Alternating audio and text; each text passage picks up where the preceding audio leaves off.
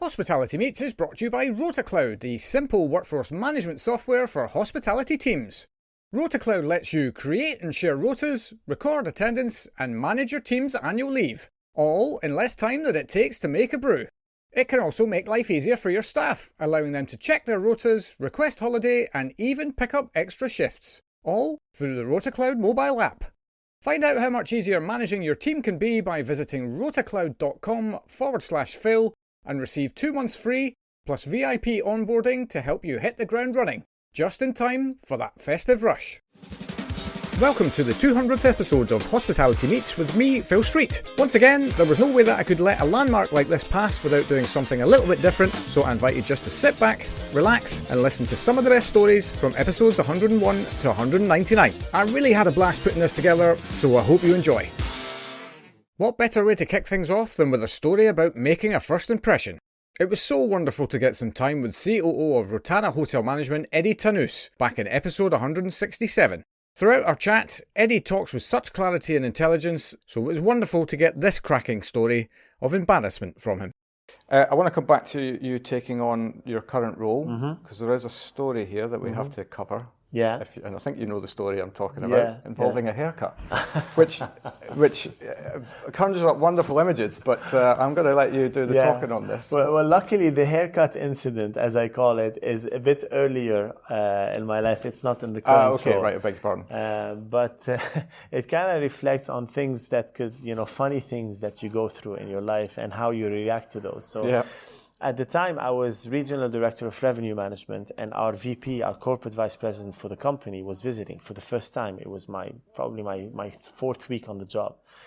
A friend of mine used to run the hairdresser salon in the hotel, and we were very good friends. It just happened that we were friends from before. So I go there to have a haircut. You want to be ready before the meeting, and I make the weird decision of having the haircut on the same day. So I went there in the morning. Our meeting was in the afternoon. And the gentleman that was giving me the haircut was young, was new, and he knew I was friends with his boss, so he was nervous. Right, okay. And so, we sit there, and I do this all the time. We get haircuts. I get haircuts every 2 weeks. So I go and I was like, I like my hair short. That's the only thing I said. He said, okay, no problem. And then he takes the razor, puts it on 0, and then starts with the size. And then immediately I look around and it's like, oh my God, what are you doing? So here I am with hair on the most part of my head, but this part here is completely 0. You can see the skin. And I'm like, okay, what are the options here? Yeah. I can either take everything off and then go in looking like a convict at the time, or I can take only the sides off and then go in looking like, I don't know, like a street gangster, and maybe that will intimidate him. And So anyways, I decide to take the sides off, obviously, and leave some hair on the top. And I said, okay, I told the team, I will sit on top of the table because he's sitting on the other end of the table, and I will only look at him, like facing him. Exactly. What's that over there? Yeah. Over there? Yeah. Everyone else was looking at me. The team from the side is like, what did you do to your hair? I was like, just don't mention it. Eventually, he was a great person as well. And then we had discussions after the meeting. I was saying, by the way, this is not something I do usually. And I told them the story. We just laughed about it. But you go through a lot of these instances in your life. Something embarrassing that you do in front of an owner or in front of a guest or just we're human beings, right, Phil? We're human beings. These things are going to happen to us, and just don't take things too seriously. As long as you're not doing things to disrespect people, and you don't mean to disrespect people, things are going to happen, and how you deal with them, you can just recover very quickly and move on. Eddy showing that moments of vulnerability are inevitable for us all. What you take from these moments is where the real power is, as depicted in this wonderful story from Bharti Radix in episode 187. That's also, that struck me as from your notes that you very kindly filled out before as well. It was also one of your scariest experiences. Yeah, board meetings. Yeah, they were quite intense. Right. I was going to ask what made them particularly scary. It was Luke? Yeah. Right. If he's listening to this now. Yeah. I hope he is. That would be lovely. Yeah, it was a scary time, but it was just the kind of intensity of everything that of me having to perform in those meetings. And, I was always constantly like, I'll never be able to remember anything or everything that he might ask me. And then it was like feeling scared of not being able to give the answer or give the right answer or be right anyway.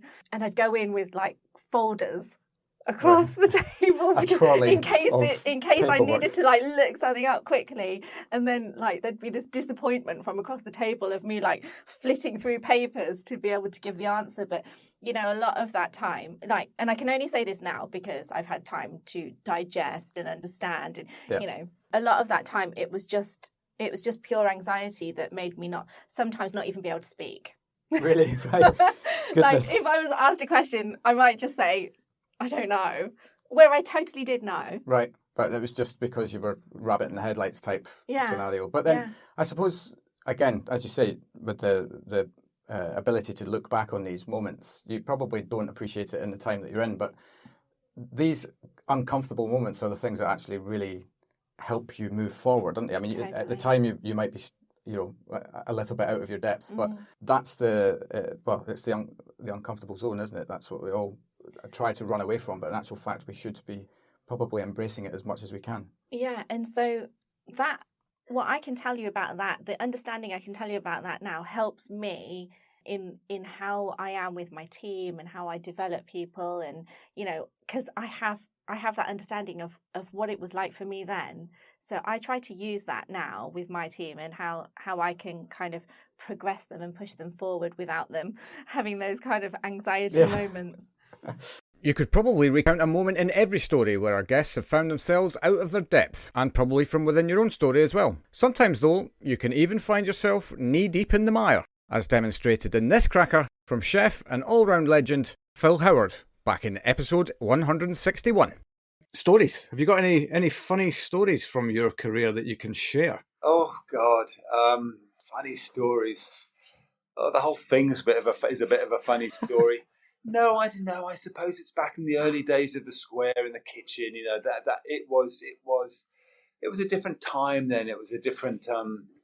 But God, I don't know. You know, floods. You know, we had, if it rained hard, we had a riser in the kitchen that would sort of start to whistle if it really rained hard, as water in sort of Piccadilly all thundered down the hill to towards Buckingham Palace. You could hit, the drain would start to whistle. You then just knew it was only a matter of time before this thing was going to blow, and then there would just be a torrent of water, you know. And our kitchen used to fill up to the knee. We were in a basement, not often, you know, but we would then just wait, you know, roll the trousers up and wait around in service, you know, and it was hysterical. God almighty. I mean, that brings new sort of credence to the phrase crack on, chef. Yeah. No, it does. I don't know, people, the whole, you know, it is a weird and wonderful world that we work in, and the whole thing is a comedy show in a way. And I love the fact that one of the perks I have is, even as, you know, when I opened the square, as I said, I was 23, and the average age in the kitchen was probably 23. I'm now 58, and take me out of the equation, the average age in the kitchen is probably still 23. Right. And it's a real joy to work with young people, you know, normally in people's professional worlds, as they progress and climb the ladder and get promotion, so are the people around them, and you end up, you know, management is older than the juniors. In the kitchen, that doesn't really, you're still in with the juniors, and it's been a really, that keeps life entertaining, suitably smutty and colourful, and day in, day out. Phil's stories showing that there's all manner of things that you have to deal with in the kitchen. Another part of the kitchen is the dry store, with our next story teaching us that you have to be prepared for anything. Step up, Jade Sunley, from episode 108. I know you've given us a couple of stories already. Are we missing any? Are there any? I feel like you are such a stories-based lady. Are we leaving any gems out there that should be heard? I've got a bit of a naughty one, so you can decide whether you edit it out or not. Oh, no, definitely not. When I got the job running this catering in this very swanky, it was a Scandinavian bank. And as I said, it was, you know, loaded. The first day I got there were all these Porsches lined outside, and I thought, oh, these are nice swanky cars. I wonder what they're doing there. And they were like the house cars that people could just borrow. I mean, it was like that. Yeah. Right. I mean, I couldn't borrow them because I was catering, obviously. Anyway, but I had this. So the relationship is you work for Compass, but then you report into also a client on site who's typically the head of FM or something. And I had the client, you know, and I used to go up for my weekly meeting with him and all this, and we used to get on very well. Anyway, one time I was summoned not on a day when I'd normally go and see him. So I was summoned up there, and he was very, you know, straight-laced and sat there looking at me, and he said, we've got a serious problem here. And I said, oh, God, you know, what's gone on? And I always think it's me. Don't ask me why. I always think, oh, God, what have I done? You know, what inadvertent clanger have I dropped now? Yeah. Anyway, he said, I was walking through the kitchen last night, and I heard from the dry store, I heard whoops and moans of a sexual nature. Like how I kept my face straight. So I was saying, okay, could you tell who it might have been? And he said, well, it was two men. So he was more outraged that it was two men than that it was the whoops and the moans of the sexual nature. And I said, well, what would you like me to do about it? And he said, well, I want you to get rid of those people. And I said, well, we don't know who they are. And he said, well, I need you to find out who they are, and then I want them gone. And in my head, I sort of knew who I thought it probably was, but of course, you know. So this gives me a dilemma because I'm thinking I've got to find out who these people are. They obviously shouldn't have been doing that in the dry store, should they? And certainly not making a bit of a noise while the guy was walking past. No. Anyway, it transpired upon a bit of investigation that it was a sous chef and a commis chef having a little experience off the record, and making up their own recipes. Yes, yes. Anyway, I did persuade them that perhaps it would be a good idea for them to look on the vacancy list that was there at the moment, you know, and perhaps apply for some job somewhere else. So I was able to sort of move them on into no lesser job. And then, you know, so I didn't want to sack them. I mean, stuff happens, doesn't it, really? I know you shouldn't be doing that, sitting on a bag of flour or whatever, but, you know, I thought I'm not one for ruining people's careers because they make a stupid mistake, because everybody's made a stupid mistake, and absolutely, you know, a little bit of leeway there. So I was able to move them on and keep the client happy and all the rest of it. But that was a funny story. And then the other one from that time was there was a very austere, elegant, beautiful, older head of the restaurant. We had all these directors' dining rooms, and she was head of all the dining rooms. And bearing in mind, there were no mobile phones then. So she used to come into my tiny little office in the afternoon, supposedly to run her catalogue, right, like a clothing catalogue. Okay. And I sort of used to go out of the office while she was doing it because it was so small, there was no room. And I thought, it's all right, I don't mind her using the phone, you know, I'm going to sit out on one of the restaurant tables, do my paperwork, whatever. But she kept doing all these things, and everything she bought was either black or brown, or anything she sold was black or brown, and only ever in a size 12 or a size 14. And I kept thinking, why is this woman buying all these trousers or whatever in a size 12, size 14, black or brown? Turned out she was dealing drugs. Yeah. Goodness. Yeah. I said to my assistant manager, what is she doing? And he went, don't you know what she's doing? And I said, no, I mean, I must be some sort of innocent person or something, or was then.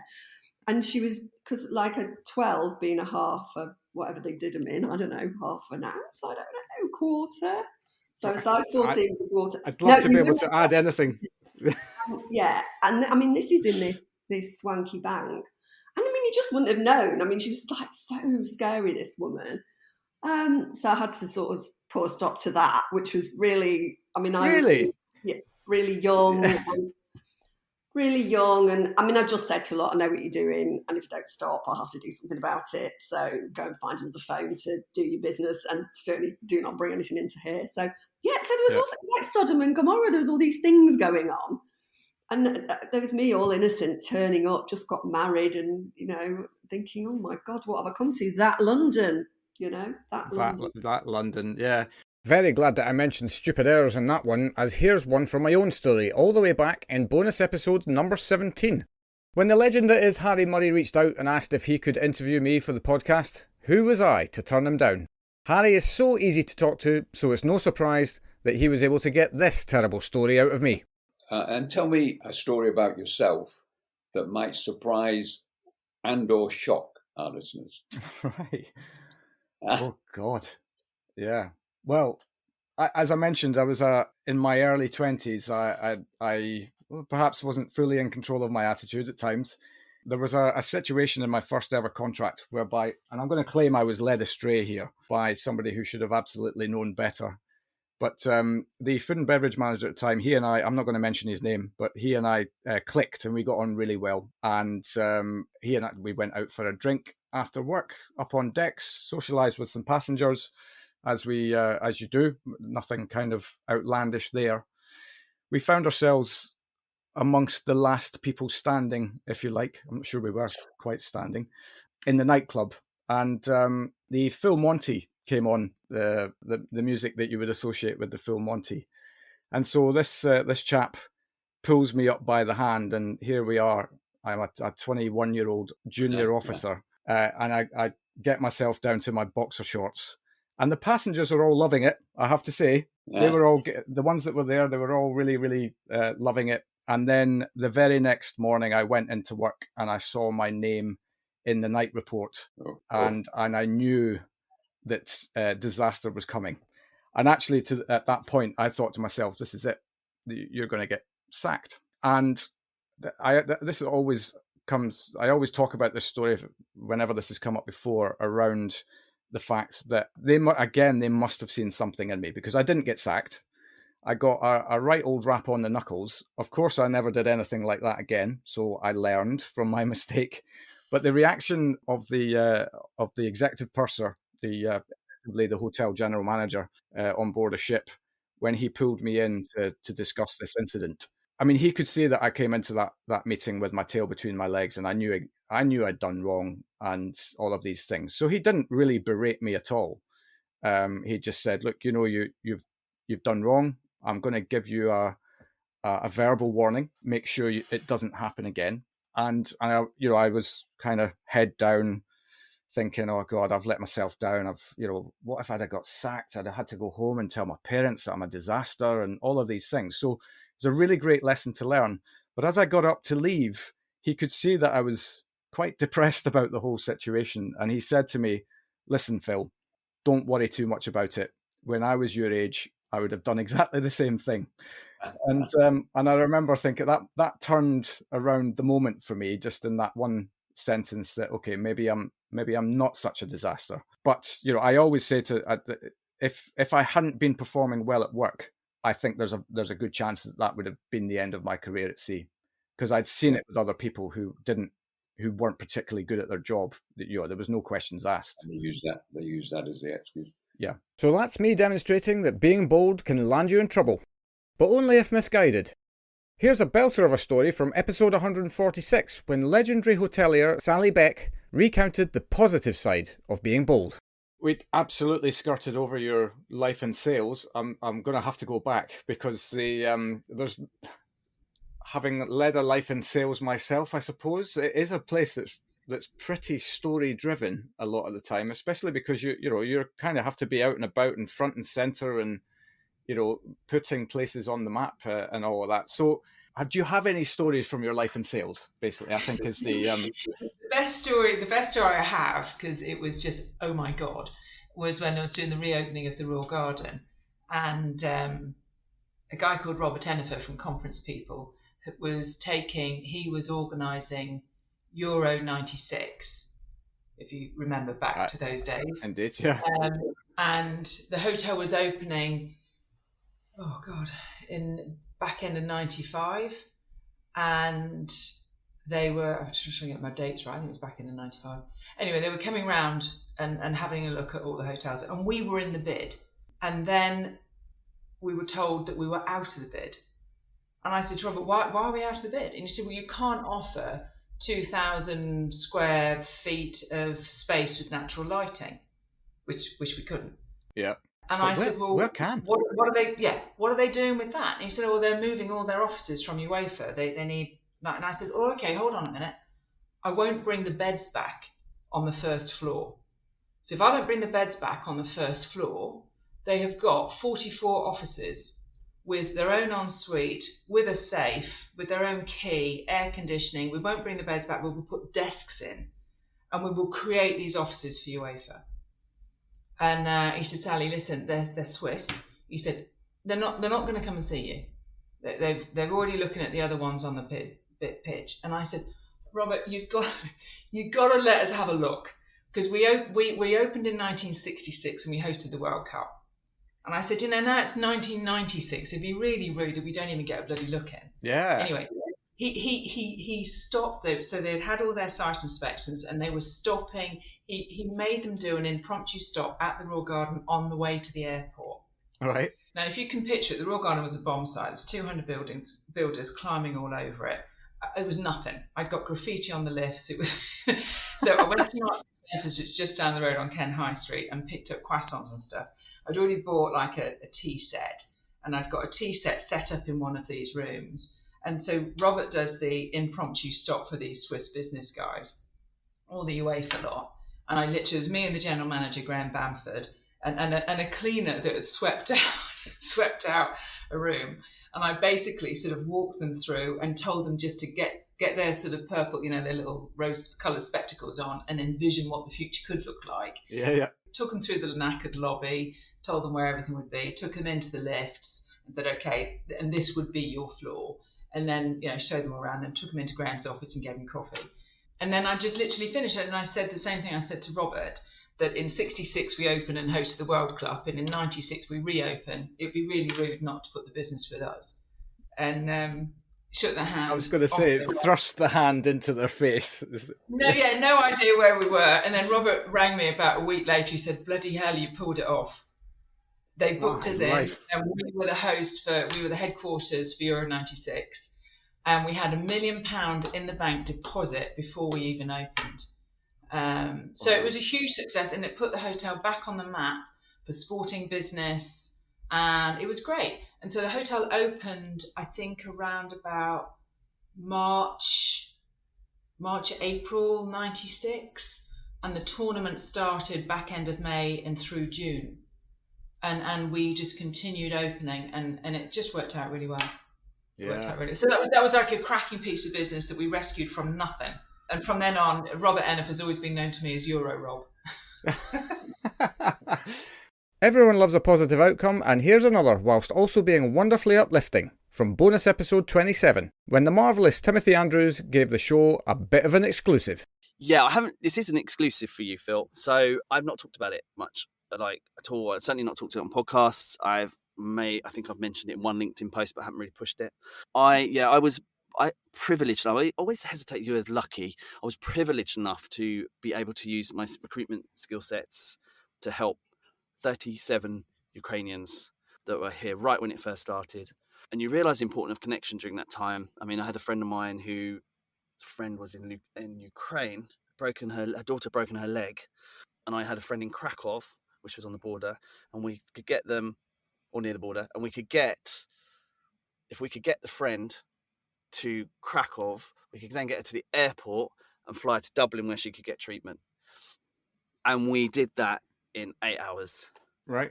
And yet it was just about knowing who you know, and sort of picked up a guy who used to work for me, who's a friend of mine now, in Poland. Then he did his phoning around. We got her out. Now, these 37 that came over, they were all from Zarapova, all the places where there was attacked first. Most of them were women. We had one man because he had an underlying medical condition, and children, some elderly. And yeah, we had to, basically, they didn't speak well English. Some of them spoke English a little. And I had to and basically I got them national insurance numbers, benefits to ones that were entitled to it, English courses, free English classes, training. And then I found them all the ones that could work hospitality jobs. And many of them still work in hospitality now. And it was to be able to have these people that came in that had lost everything, literally everything, and to be given them a little bit of hope was a blessing in a really terrible situation. Now, what happened was, I'm going to say it, it's been proven, it's documented. Hounslow Council, the unfortunately sponsor was unable to continue sponsoring them all. and had to withdraw. And Hounslow Council were notified a month in advance of this happening, and they did nothing about it. Right. And I managed to get enough, get the sponsor to stump up some money for another month, but they gave me a month to try and stop them all being homeless. And it was I have to say, if fighting for my business in COVID had been rough, like this has got to be one of my toughest battles, because we had elderly people, teenage boys, teenage girls, 2 babies, all about to be made homeless, women mainly. And I fought and I fought and I fought, and somehow, and again, I think this is where recruitment or the hospitality skills come in as well. You're able to speak to people. You start thinking, who can I contact? Who do I know that might know somebody? And then suddenly I managed to get the right people. I got a barrister to come in for free. I got charities coming in. Every MP that I could think of that was involved in, with wherever the Ukrainians were situated coming in. Boy. And we had 1 minute to deadline to go, and Hounslow acquiesced with 1 minute to go. And that was one of the major victories I've ever had in my life, was to stop them being made homeless. And now we continue, and I stay in touch with them. And by sheer coincidence, I was in Devon a few weeks ago, and I saw 2 of them, and they were still working in hospitality. They'd moved to a different hotel.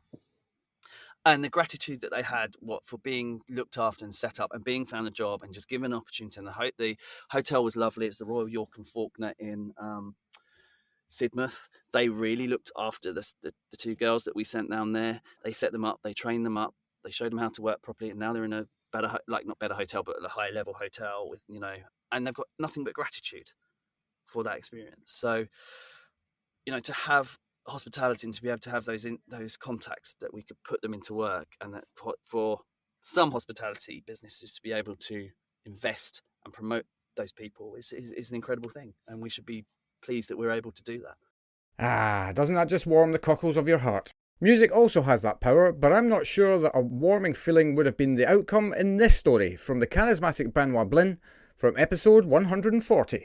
Well, I do remember, because you very kindly did fill out the form for me before, there was one around bagpipe music. Oh, yes. Which really, as you can hear from the accent, has sparked an interest.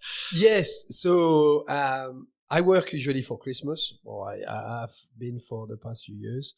And there is a little tradition. I mean, usually at work we don't play music because everybody's 100% focused. It's a little bit of a Formula One team. You're there to perform.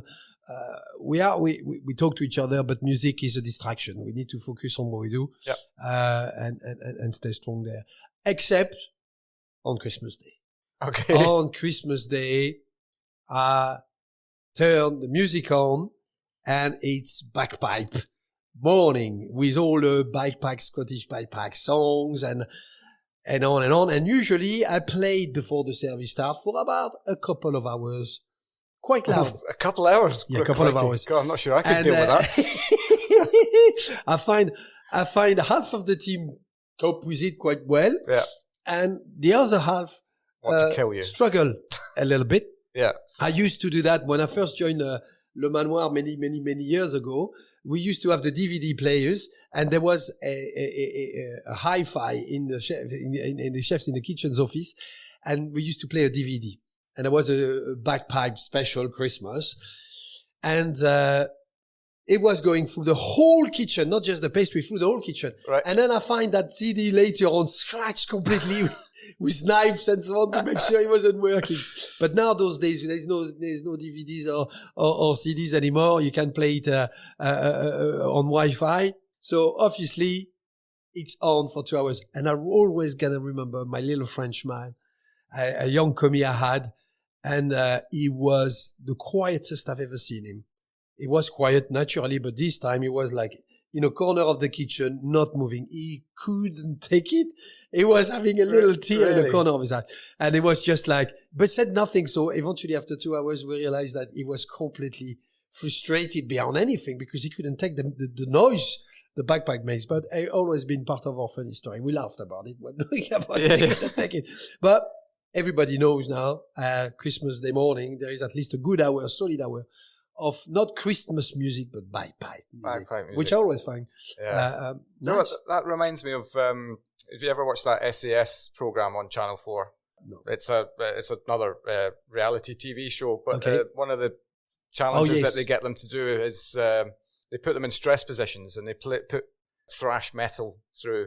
I think bagpipes for 2 hours would do the same to me. It would. I completely get it, but it's part of our tradition. Yeah. In the Manoir kitchen, in the pastry kitchen, at least Christmas Day, there's going to be some bagpipe.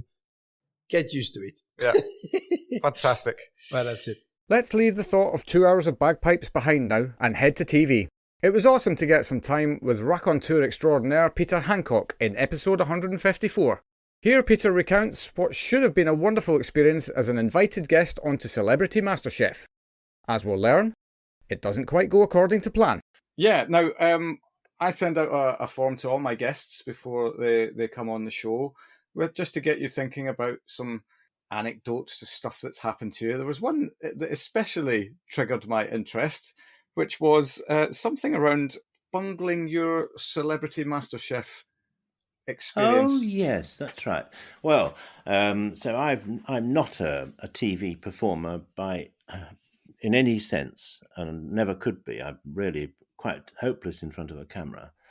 But years ago, a contact invited me to be one of the eaters on Celebrity MasterChef. We were on the Orient Express train, and all we had to do was eat 3 courses and talk about them and just, look the part and be sensible. Like the best job in the world. Well, yes. What could be easier, you might think? So we were welcomed onto the train, given our seats, and given a glass of champagne, and they explained what would be happening. The finalists were Christine Hamilton, Dick Strawbridge, and Lisa Falconer, who went on to become John Turot's partner, I think. Yep. And the starter eventually arrived, and the camera crew came in and started zooming in on my food and then my face. And the producer said, talk to us about your starter. And I was absolutely stuck for words. I was sweating, my mouth was dry, my mind went completely blank because of the camera. And all I could mutter was, very nice. Cut. No. He said, you'll have to do better than that. Describe the colours and flavours on the plate. Yes, of course. I said, I'll do my best. Action. Very good. Oh, this is hopeless, he said. Well, we'll have to go and interview somebody else. Go down the carriage and talk to somebody else. Anybody else would be better than that. I felt so ashamed. I dressed up for the day. I'd gone to London and I was a waste of space, completely useless. I felt really bad about it.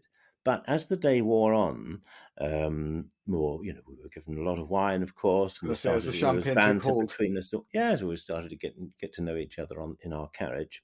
And by the time the pudding came out, which Christine Hamilton had made, I'd gained in confidence, and I was quite pleased to see the film crew coming back in. And they came to me again, what do you think of the ginger tart? And I looked straight in the lens and I said, she can't cook. No, they didn't use that, Phil. Really? But really? Some slightly unkind comments were used. So yeah, that was my experience of TV stardom, famous for half a second. You can always count on Peter to bring a smile to your face, unless you're cooking for him, it seems. A change of pace now, and the first of our celebrity encounters for this special. What a treat it was to welcome Goodwood Director of Customer Experience, Patricia Dickey, to the show back in episode 158. Here, she talks about some of the outlandish things that can happen when you're putting on high-profile events. We've just been talking about fun, which seems like a nice segue into a question that I always love to ask everyone. Do you have a funny story that you can share with us from your career so far? I've got loads. Most of them, I don't know at what time this airs, but I'm sure there isn't a watershed available. So, no. I mean, we've got lot. I mean, the one, I must say, there was the one, I was thinking about this. I remember you mentioning there was a really almost surreal moment at Goodwood. We did, I mentioned the Magnolia Cup, which is the charity ladies race that we do during Glorious every year. And the first year we did it, we decided, in honour of all the jockeys who were riding and to raise a bit more money, we would hold a ball at Goodwood House, a big party the night before. And people paid to come to the ball, and we'd have it was all in Regency theme, because the house is of the Regency era, so all beautifully candlelit, and there was a carousel outside. We still do it, and it's one of the most beautiful events we do. It's gorgeous. Anyway, we had a band and a DJ booked for afterwards, And it was on a Wednesday night. It was due to happen on the Wednesday night. And the Duke called me on the Saturday and said, I've got someone to sing at the ball. I was like, oh, okay. We'd have a band and a DJ. Are we thinking another singer? Is there a space for another singer? Thinking, God, how am I going to fit this into the bloody timetable? And he said, yeah, Courtney Love. Oh, pardon? Okay. Who? Did you? And I thought, my first reaction was, I wonder if he's got the name right. It can't actually be. So I said to him, is it like as in the band Hole? And then I thought, is he even going to under that? And he said, yeah, Courtney Love. And I said, as in Kurt Cobain's ex with Courtney Love, like the American singer. Yeah, absolutely. She's over here. She's doing some stuff with, I think, Vanity Fair. I've spoken to a friend that had connected them. She'll sing. Do we want her to sing? You know, really kind of thinking, how on God's green earth at this stage, 3 nights before. Yeah. Anyway, it's possibly one of the most surreal 24 hours of the time I've had at Goodwood. It was Courtney Love. She was okay to sing. I don't know how we really managed. Spoke to her tour manager. I still, right up until the point that she arrived, thought she's never actually going to come. And we had sold tickets to the event anyway, the dinner. So it wasn't as though it was a Courtney Love gig and we weren't sure if she was going to turn up. But she stayed in Goodwood House on the private side in the Duke and Duchess's home. And I went to see her the night of the event. She answered the door in just her underwear. And she had a whole suitcase full of gold shoes. It was so mental. Anyway, she said, can I smoke in here? And I was like, absolutely not. This is the king's bedroom. No, absolutely not. No, come along the corridor. So I took her along the corridor. And so we had to go from the private side into where the offices are and out onto the balcony so that she could have a fag. Anyway, so she's there chatting away. Some moments of our conversation were, I mean, she's a brilliant, she's a rock star. I mean, she's Courtney Love, for God's sake. So I was pinching myself a bit. Anyway, she got a funky dress on. She came down to the ball. She played and she was exceptional. I'm not sure if either she or the audience really knew what to expect of each other. It all went off quite well. There was a couple of hiccups, some a bit mental. Anyway, the next day, I got a call from our HR director who said, hi, I wonder if you could help. It's quite unusual that she called. And I was like, yeah, is everything okay? And she said, I'm trying to have a team meeting here in her office. There's someone on the balcony outside my window in her pajamas smoking a cigarette. I was like, because of course the night before in the dark, I had led Courtney Love along the corridor to have a fag and there was no one in the offices because it was sort of 8 at night. And of course the next morning she thought, well, this is where I go for a cigarette. And you've got the HR team all looking at it. I said, that's Courtney Love on your balcony. Rock star. Totally unimpressed. Yeah. And brilliantly, she also ordered, which I think is about the most rock and roll. She ordered breakfast in her room.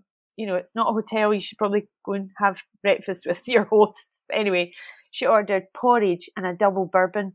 How cool is that? She poured it onto her porridge. And that was breakfast. Oh God, I might try that tomorrow. I feel that should be on a menu somewhere. Yeah, exactly. How to liven up a cold morning. Oh God, I'm not a morning person at the best of times, but that might help.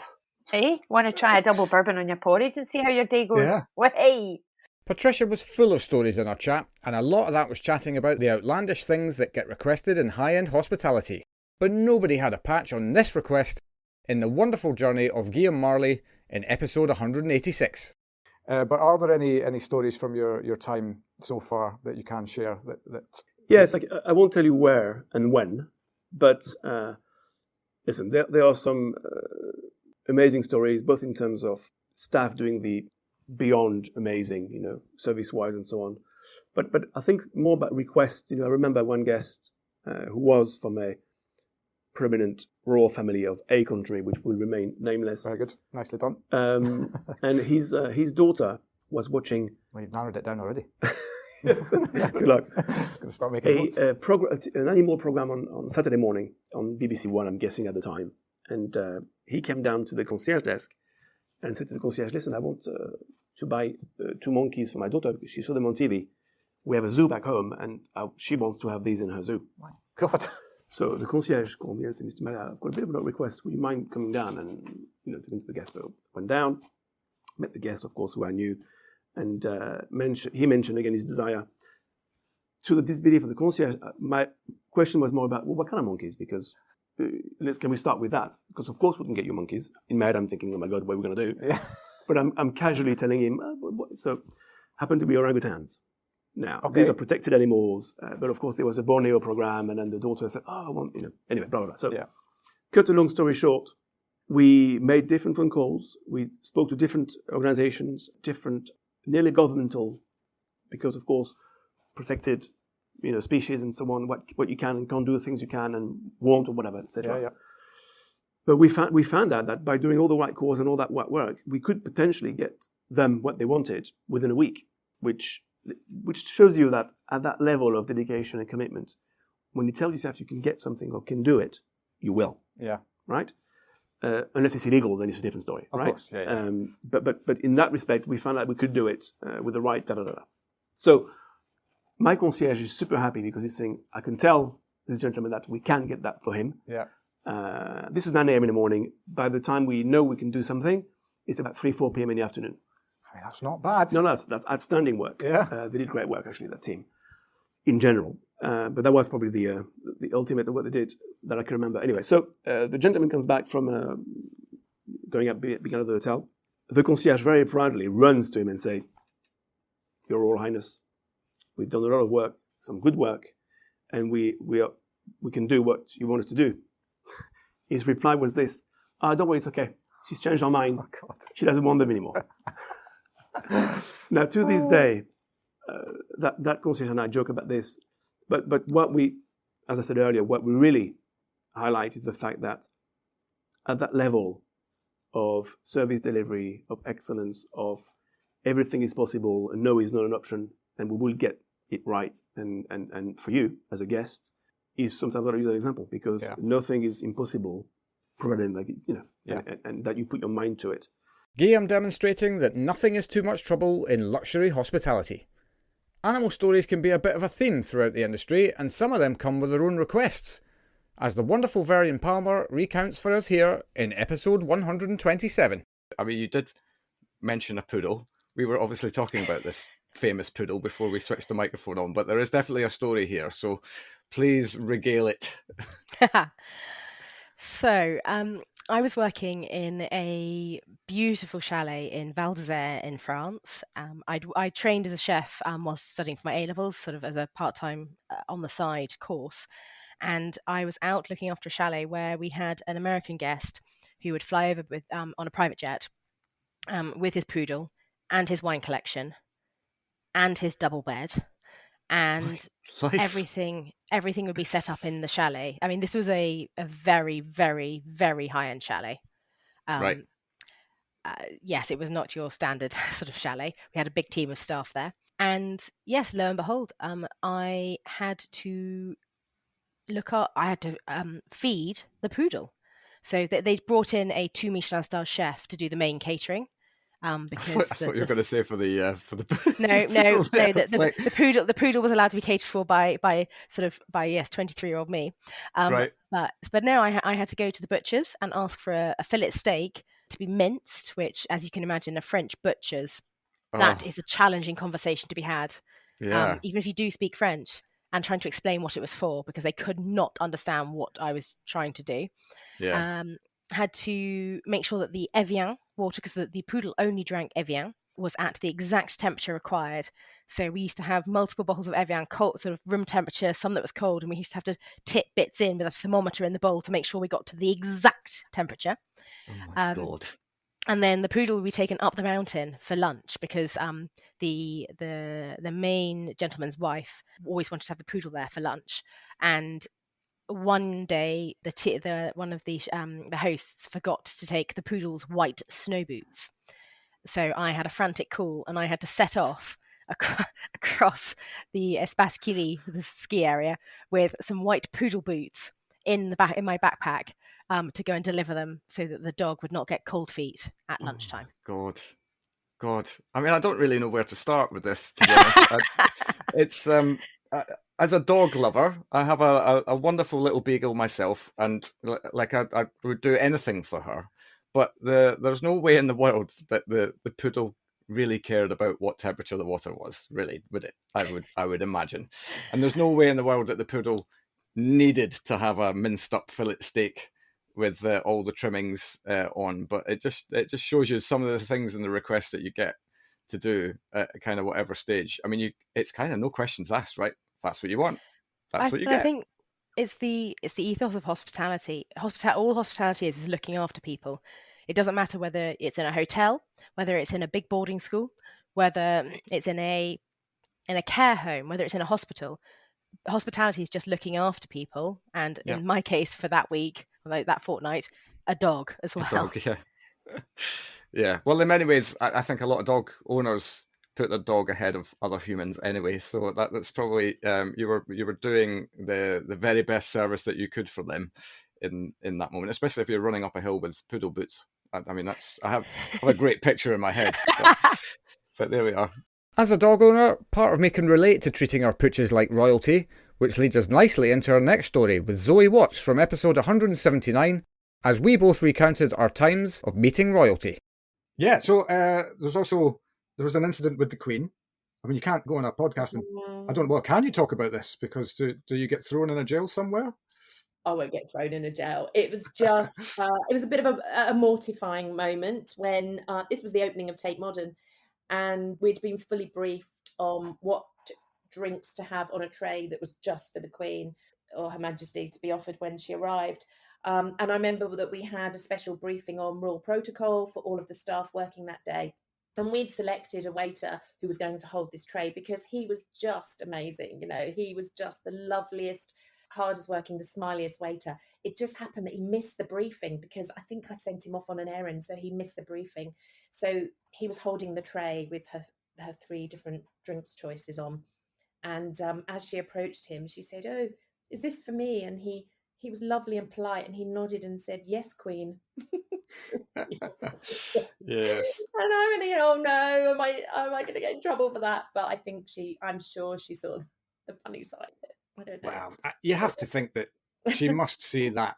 Like, nobody's perfect, right? And you can't go through all the people and events that she must go to and everybody doing the same. And actually, I have a story as well of myself doing something. Encounter with the yes, Queen? It wasn't me holding the drinks, but when we launched the Aurora with P&O, a member of the royal family comes to launch the ship.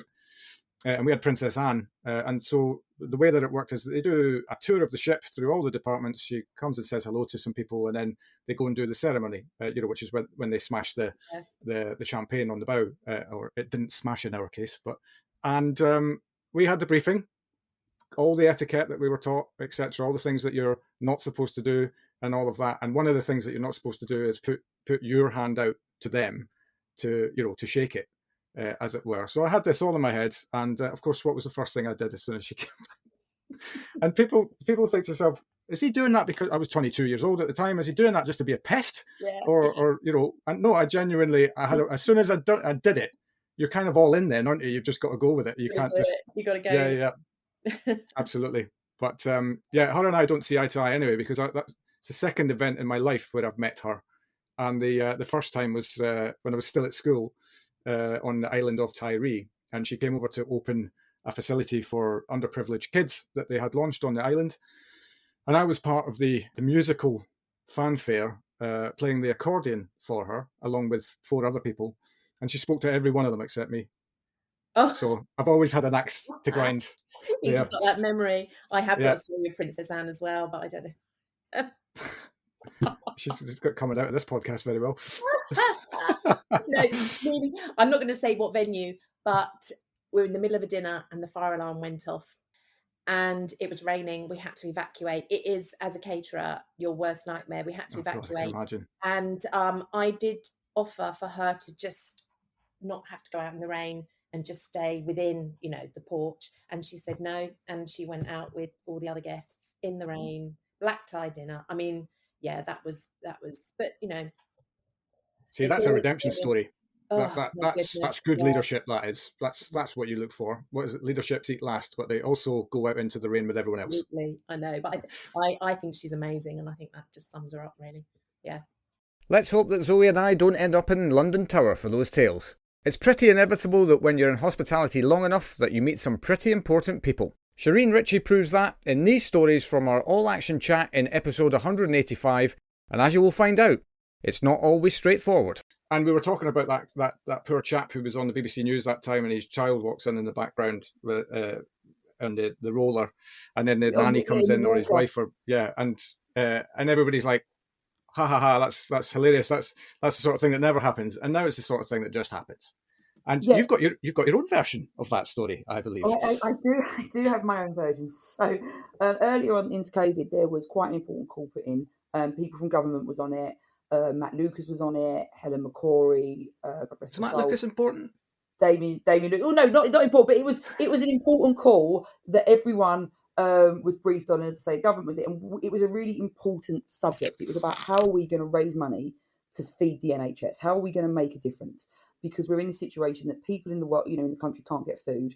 Food is rotting in other places. We've got restaurants all over the country with fridges full. How can we put this all together? And the public will want to help as well. How can we raise money? So it was a really important call, and everyone had been briefed, and everyone in Lyon was briefed. And when it was your time to talk, someone from government had gone just before me, and as it was about to be my time to talk, my son at the time had just turned 2. Well, no, he wasn't even 2 yet. But anyway, we were potty training him, and he walked in and he pulled his pants down and he weed all over my feet. So the camera's on me. I'm now sat where I am now, trying to have this conversation, and my son is just doing the longest known to man wee all over me. And I'm trying to 4 cups of coffee that morning. So yeah, I am game facing. So I'm trying to go through. And what I'm actually thinking is please don't cry. And then he sits in it and he's splashing the wee. So it's like this big wee puddle that he's splashing, and he's rubbing it into my legs. He's rubbing it into the table. And I'm like, just keep going, Shireen. Just keep going.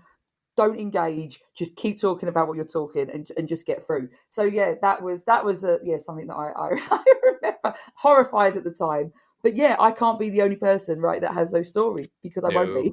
No, I mean, not on the same league, but we have a dog, and usually, as I learned very early on, if I'm talking to somebody, that's the time there she loves to come and say hello, and she'll just start whining down there, and I've got to, stroke her and all that. So now we shut the door on her, so she never comes in. She hasn't weed on my feet though, so you win.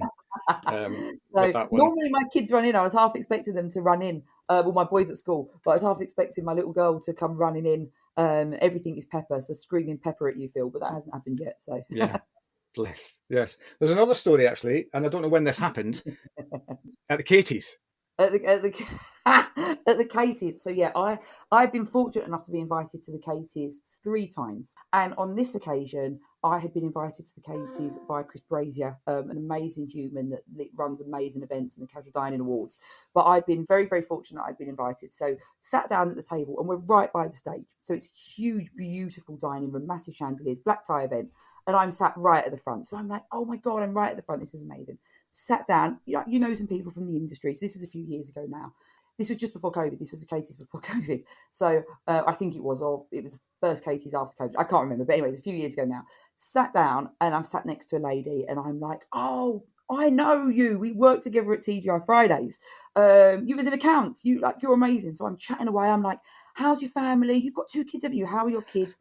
We're having the dinner. And she's talking to me, and she's telling me a little bit about her family, and then obviously the table's having discussion around the industry in the evening, and very generic conversations, and we're all getting on fabulously, and I'm drinking more and more, and it's a fabulous evening. And then at the very end, that's the awards is going, we're all clapping, we're all talking about how wonderful everyone is, and every now and then I'm making a reference to TGI Fridays and where we've all sort of come from. And then the gentleman that's hosting it gets on stage, and he goes, right, and the big award of the evening is the Lifetime Achievement Award. He goes, no, I just want a massive, and he does this big piece on who's won the Lifetime Achievement Award. And I'm like, oh my God, who is it? This is like the most incredible human. What amazing things they've accomplished. And he goes, can everyone welcome up Angela Hartnett to the stage? So everyone's clapping, I'm clapping. And then the lady sat next to me stands up and walks on stage, because it wasn't Sandra from accounts. It was Angela Hartnett. And that's why I recognised her. Because she had sat next to me for the whole dinner. And I was horrified. I was horrified. I was like, oh my God, but absolutely how amazing that she embraced me and wasn't rude to me. And I vaguely remember later on that night, Gary Asher coming up to me going, yeah, that's Angela Hart now. Me going, yeah, I realise that now. It isn't. Yes, now I understand how I recognised her. Horrified, Phil. Brilliant, brilliant. Shireen showcasing from her first story that the virtual world is part of all of our lives now. With that in mind, the role of IT and tech is on the up and up, so it was brilliant to get this story from my chat with Andrew Evers in episode 194. At the risk of turning this into a Confessions of an IT person,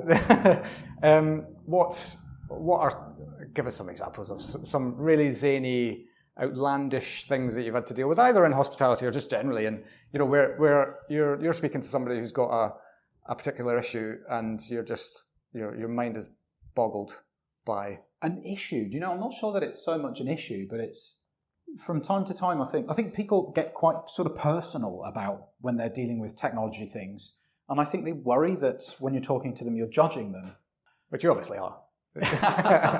You've got to, you have to distance yourself from that mindset. Yeah. But what this sometimes causes is it'll cause people to lie, and a good number of times. But I can remember one absolutely hung by a thread, where myself and my technical manager at the time, we were on a call to somebody in London, and keep in mind at the time I was nearly 200 miles away in Shropshire. It was quite late at night. Things were bad, and we could see, we were doing things by remote, and we just couldn't talk to this one system. We were like, I don't know what else to do here. I've tried everything. This thing ain't talking. What are we going to do? We're going to have to go there. We had the customer on the line. Okay, well, look, we are going to have to come and see you, Stuart. Wasn't his real name. Yeah, that's fine.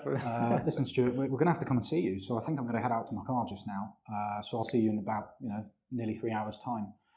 Listen, I'm sorry. I know we've been through this, but I need to ask you just one more time. You see that network cable? All the symptoms are telling me. Everything I can test here, everything I can see, it all looks like, Stuart, it looks like that network cable's not plugged in. Can you just do me a little favour and would you just check it once again? And network cables, when you plug them in, they've got a little plastic tab on them, and it makes a very specific beep. And anybody who works in technology, anyone who works in networks will know that noise. Right. And so, look, yeah, all right, well, you better head out here then. Beep. And then, Stuart, it's working. I can talk to it. Stuart, did you plug that cable back in? Is that what happened? No. Yeah. They're lying. Sure? Are you sure? Because that's really what it looks like it happened. No, I didn't touch it. I checked it just like you said, but, we've been through this before. I already told you. Well, okay, I don't think I need to come and see you anymore now, because now the system is talking and I think we're out of the woods here. Yeah. And it was very evident that what had happened was he'd suddenly noticed, oh, whoops, damn, I didn't actually plug it back in. I'd better do that then. And because of that little plink sound, there's no getting away. We've caught you in the lie. But just as social etiquette dictates, you do a little dance, you're like, oh, wow, well, that's weird then. I don't know how that could have happened. Great. Anyway, have a good night's sleep and we'll chat in the morning. Yeah, hopefully I'll never see you, because it'll all be working fine from here on in. That's one example over the many, many years. I mean, it's nearly 30 years I've been in technology now. That kind of thing pretty much happen on a monthly basis. And you just get so transactionally used to it and desensitized to it, you barely even remember them all at the end of the end of the month. But I suppose the objective is not to make them feel small, right? Exactly. It's just to fix the problem. Yeah, exactly. This is just, think of them like a hotel guest. You've got to have them feel good about getting the result and focus on the good news. And okay, that I knew that he told us a lie, but it's not relevant right now. The good news is that the problem is solved. So let's just zero in on that. Let's focus on that. Yeah. Write up the notes and make sure that they're not exposing or humiliating, and just let's all move on. Yeah. Andrew's showing that problem solving is a major part of IT, but it's a major part of all of our lives, in whatever job you do. As Andrew Stembridge from episode 126 showcases with this gem. One of the most horrible moments actually was just from a guest perspective was, I'll never forget, we managed to secure a big booking from Peugeot, who'd taken over the whole hotel for the festival, and their MD or the CEO, who was he was an extreme sport sort of fanatic. So basically, the Scotsman's it's only 68 rooms, but it's on 11 floors. It's a very, very narrow building. And anyway, this guy arrived for their exclusive use booking for the festival, and we're paying a premium rate for that. And anyway, he was staying in the penthouse, and that's where all their drinks receptions were. The penthouse was on the 11th floor. Right. And anyway, he arrived, and the lift wasn't working. So this guy, and I forgot to say, he'd smashed his leg in a skiing accident. So he had a broken leg or broken foot or broken something. Right. So he had to go up 11 floors on crutches because the lift wasn't working. Oof, jeez. So that was fine. We got through it. We managed to say, "Look, I'm really sorry," and we managed to get it through unscathed. Anyway, lo and behold, they booked again for next year, and it was great. They obviously enjoyed it. We looked after them well. Next year, they arrived. The lift broke down again. I mean, you can't write it, can you? And it's just, but that was typical, and everything had been, as I say, and so much of the project had been VE'd out, value engineered out, and it was just like there was so many corners were cut on that building. Right. It was a horror. It was a proper horror story. Right. And there's the learning as well. Yeah. Then, right? So as I say, so again, moving on. I suppose I felt that I reckon in 2.5 years I had 15 years of hotel experience. Right. And my claim to fame was out of the senior team, I was the last man standing. I was the only person who actually resigned and wasn't actually pushed. 5-star hospitality means having the right people in the right place at the right time. And that's exactly where RotaCloud can help. RotaCloud is the online platform that makes planning rotas, recording attendance, and managing annual leave easy. Its simple, drag-and-drop interface lets you create and share rotas with your team in minutes, while our built-in budgeting tools mean you'll know exactly how much you're spending on staffing before sending the rota out. RotaCloud also makes life easier for your staff, allowing them to check their rotas, request time off, and pick up extra shifts, all through the RotaCloud mobile app. Start your 30-day free trial today by visiting rotacloud.com/Phil and find out how much easier managing your team can be. In the last two stories, we've looked into the malfunctions that can come from technology. But it's not only tech that can malfunction. Sometimes wardrobes can malfunction too, as the wonderful Michelle Whittemore from episode 162 talks us through. Was it through the opening of here where you had a wardrobe malfunction? Oh my goodness, yes. Was it? Because I was wondering, because when you were talking about that as being, stress can lead to, and I have to say, stress is not in itself a bad thing. When it's prolonged with no end game, that's when it becomes a bad thing. It's inevitable that there's going to be some stress at some point in the job that you do if you're determined on doing something well. Yep. So I think that's a key point. I don't want to kind of shine a light on stress, as it were. But yes, when you wrote this, I chuckled because it's that old phrase of, did you get dressed in the dark? I think, it's more about, there is so much going through your mind. There's so many things you're trying to balance and remember, and, you're almost becoming robotic, particularly at the pre-opening stage here. And it's just, you're thinking, and so much is going on that things like getting dressed, it sounds really silly. And this is where I go back, you've got to learn to laugh at yourself because nobody else can. Yeah. But, you're getting dressed, but you're not thinking of getting dressed. You're thinking, oh my goodness, I need to go here, go there, do this, have I forgotten, where's the... And what I did is, unfortunately, I only realized it when I got on the train because I commute into London. I put on 2 different color shoes. I mean, I felt like a real idiot. It was blue and black. Okay. So it wasn't too bad. It wasn't red and orange or something. I was kind of hoping it was red and green or something. No, but and the shoes were similar but different. Right. Okay. So I'm busy in this whole thing. Get on the train, get to London, do your job. Get off here, and I looked down, and I started to laugh. But that hysterical laugh, it was either that or cry. I mean, and I wasn't going to cry. And I just thought, you're such an idiot. But hey-ho, it's London. Anything goes in London. And you know what? No one's even going to notice my shoes. No, they'll just walk straight past you. That's an interesting new style. I've seen gentlemen walk here with 2 different colour socks. So I thought, well, I've got 2 different colour shoes on today, and just deal with it, London. Yeah, absolutely. In the grand scheme of things, did that affect your ability to do your job that day? Definitely not. No. If anything, I was smiling pretty much most of the day. Yeah, and everybody probably smiled with you as well.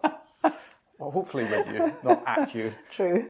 I'm pretty sure we can all recount a moment where we've made a wardrobe error in our lives, but what about this belter from the wonderfully energetic Matt Townley in episode 111? Clothes play their part in this story too, but not in the way that you might think.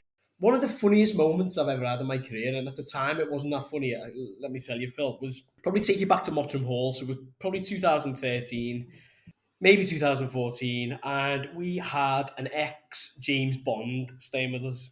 And I won't name his name, I mean, it's quite a narrow list. Well, straight an away. exchange, yeah, there's not that many of them. So, an exchange bond, and he and his wife had been followed by the paparazzi. They were performing somewhere locally. I think it was Buxton Theatre, if I'm not mistaken. Paparazzi come down the drive. We get them into the room overnight. Really look after them, and it comes to the next day, and it's departure time. So James Stewart, being James Stewart, leads from the front. We all have to be ready at the bedroom door, ready to see Mr. Bond and his wife out of the hotel. And me, being a overzealous resident manager at the time, 24 years of age, 25 years of age, I was there front and centre, ready to play concierge, take the bags to the blacked out vehicle outside, and away they'd go. But I remember there was a queue of us. The corridor was quite narrow, so there was resort managing director, me as resident manager, and then I think maybe the conference and banquet manager, and certainly the director of sales, Emma, was there as well. And the door opens, and Mr. Bond, who will remain nameless for now, points to the luggage, etc., etc. And me, being that overzealous 24-year-old, straight into the room, grabs the first suitcase in my right hand that I can, and yank it up to transport it out. Unbeknownst to me, Mrs. Bond hasn't tied the suitcase up. So as I pull the suitcase off the floor into midair, the bottom of the suitcase just flaps open. Oh, no. And as you can imagine, all of the contents fall out, including her knickers, all of her medicine. And I just remember hearing a cry from the corner of, oh no. And you just want the world to eat you and just swallow you up and just disappear. But that was certainly one of the most embarrassing moments of my career. I should have just been a little bit more calculated, a bit slower in what I was going to do. But yeah, I'll never, ever forget that day. And to this day now, we look back at that moment, and I'm going red, actually. Yeah, I know. I can kind of feel your pain. I think we've all had moments like that, right, where you just, oh God, what have I just done? Yeah. And do you know what I love about that story more than anything else is that I thought that was absolutely nailed on, that you were going to say that you're at this kind of welcoming line, and Mr. Bond came up to you and you said something like, I've been expecting you, or something like that. That's what I thought. That's the obvious joke, isn't it? But no, that's a cracker. More haste and less speed is the wisdom from that story, but in our next one, the opposite was needed, as the legendary Robert Cook looks back on this classic from episode 115. You've given us some stories already, but are there any glaring, amusing anecdotes from your career that you can share with us? Appreciate that most of them are probably unshareable. Listen, there's lots of little things. I mean, that time I mentioned about Margaret Thatcher, she stayed in the palace in Peterhead, and my mother took her breakfast to her room, not me, but I wanted to go with her because I wanted to meet the first ever woman Prime Minister. So I go up to her and say, nice to meet you, Mum, and very nice to meet the first woman Prime Minister. And she said to me, I'm actually not the first woman Prime Minister yet, but I hope to be in the election. I didn't, and the 9-year-old didn't quite understand what leader of the opposition was. But anyway, lo and behold, when it happened, she sent me a book and with signed, I wish you Godspeed through the journey of life, Margaret H. Thatcher. Now, I know she wasn't everybody's cup of tea, but I thought that was a really nice touch. Also, back in those days, Twiggy and her husband came to stay in the hotel when he was doing a serial called Oil Strikes North. And she was so bored, she would take me to school in the morning. So Twiggy used to take me to school in the morning. I didn't see that coming. There was lots around Monaco and the Grand Prix. But, we've met so many people. The one funny one from Malmaison Newcastle was Elton John was staying, and we had to call him Lord Rupert Whoopsie. Lord Rupert Whoopsie, yeah. We couldn't call him Elton John. And that was quite funny. But then when he went down to get his car, the Rolls Royce, the driver was a friend of his from Newcastle. And the Rolls Royce was like a 1978 Silver Shadow. And he locked it, and he locked the keys in it, and he couldn't get into it. Right. So I ended up taking Elton John to the concert in my own car. That was quite funny. My God, there's loads. The life. I'm not telling you too much. You'll read them in my book, and I wanted to sell well. So very good. Yes, well, I was going to say you should absolutely write a book. You should probably write a book about how to become a CEO. That's there's an idea for you. I'll take 10%. It's fine. But no, getting the roles easy. It's staying there's the problem. But I seem to have done all right so far. This is my fifth one. first fifth CEO, and it's we'll probably get another couple under my belt before I hang my boots up. So the next time you've got Lord Rupert Whoopsie on your guest list, you'll know who it is. Celeb stories are everywhere, but sometimes you become an accidental celebrity, as Olajide Alabi showcases perfectly for us in this brilliant story from episode 119. And that was probably where I learned the most about myself and about, again, endurance, because I started with a team of 3. And I think by the time I left, it was a point where I was on my own, recruiting for the whole of Wetherspoons. And just for context, that's 985 pubs and restaurants and hotels on your own. Which is hard. Character building. It's character building. That's what it is. It's character building.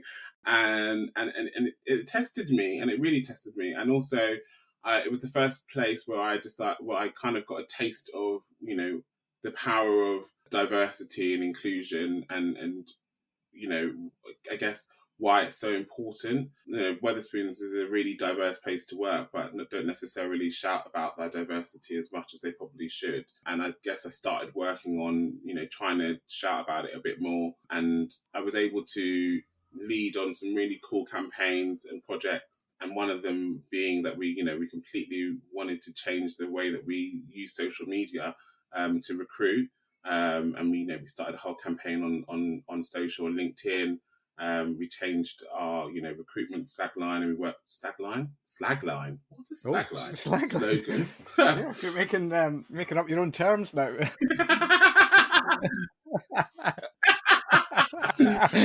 That's brilliant. That might be the best moment of the season, right there.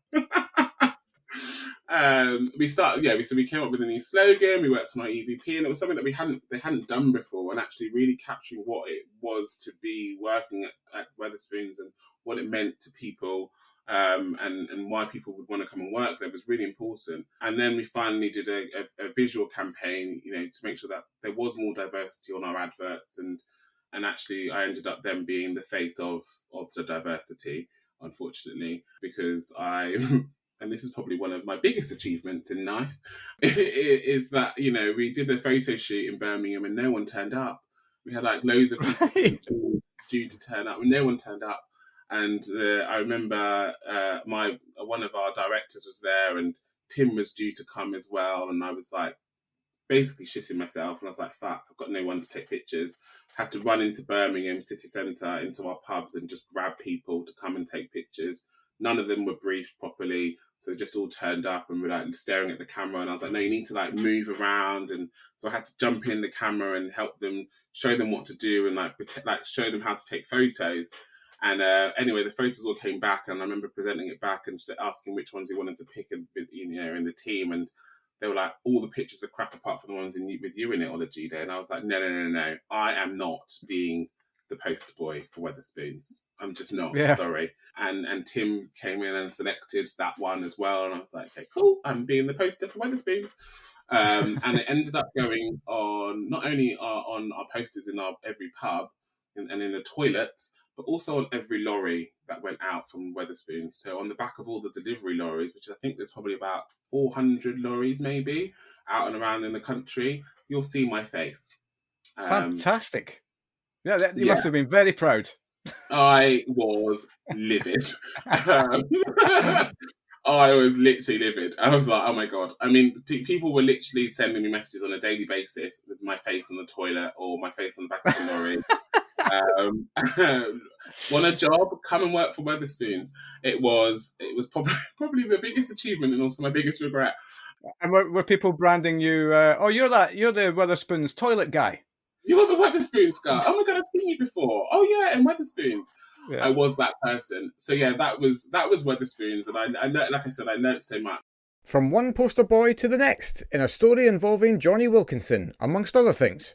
The legend and positive force that is Danny Piccarelli gave us great value in this 2-for-1 deal on storytelling back in episode 104.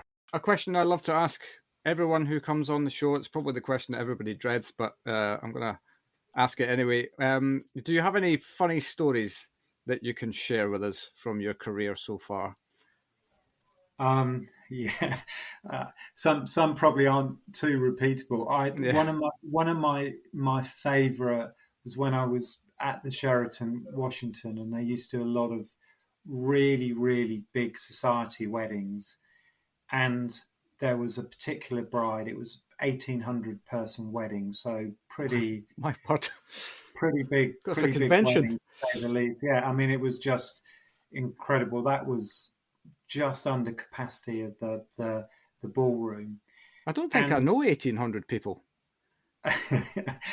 Well, that's why I say it was society weddings, because she probably didn't. And you know, that was the sort of weddings they used to hold. But they the bride had got obsessed with having a lot of tears on the cake. Right. And I always remember they'd got to having 27 tears on the cake. And My God. It's just incredible. I mean, the top ones were it was very fixed in with all these rods.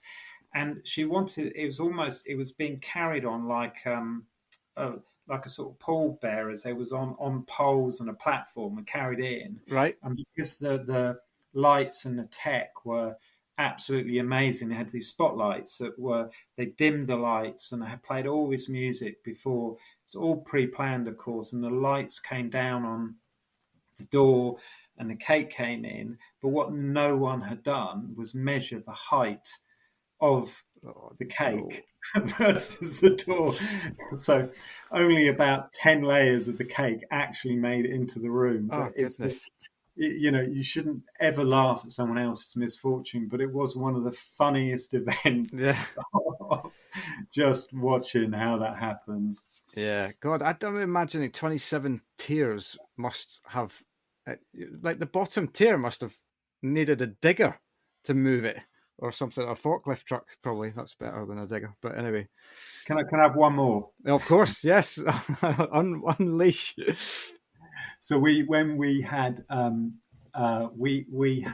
a point, obviously everyone knows we've got the England rugby team, and this is back in the days when Johnny Wilkinson was probably a absolute superstar. Oh, God. And we also had some filming going on in the area, so we had some A-list celebrities, and I always remember walking in to the spa at Penny Hill, and I was doing a show round for a couple, and they walked in, and Johnny Wilkinson was sitting in the lounge having a cup of coffee, and the chap turned round and said, "Well, obviously you've laid on some eye candy for my wife. What are you going to do for me?"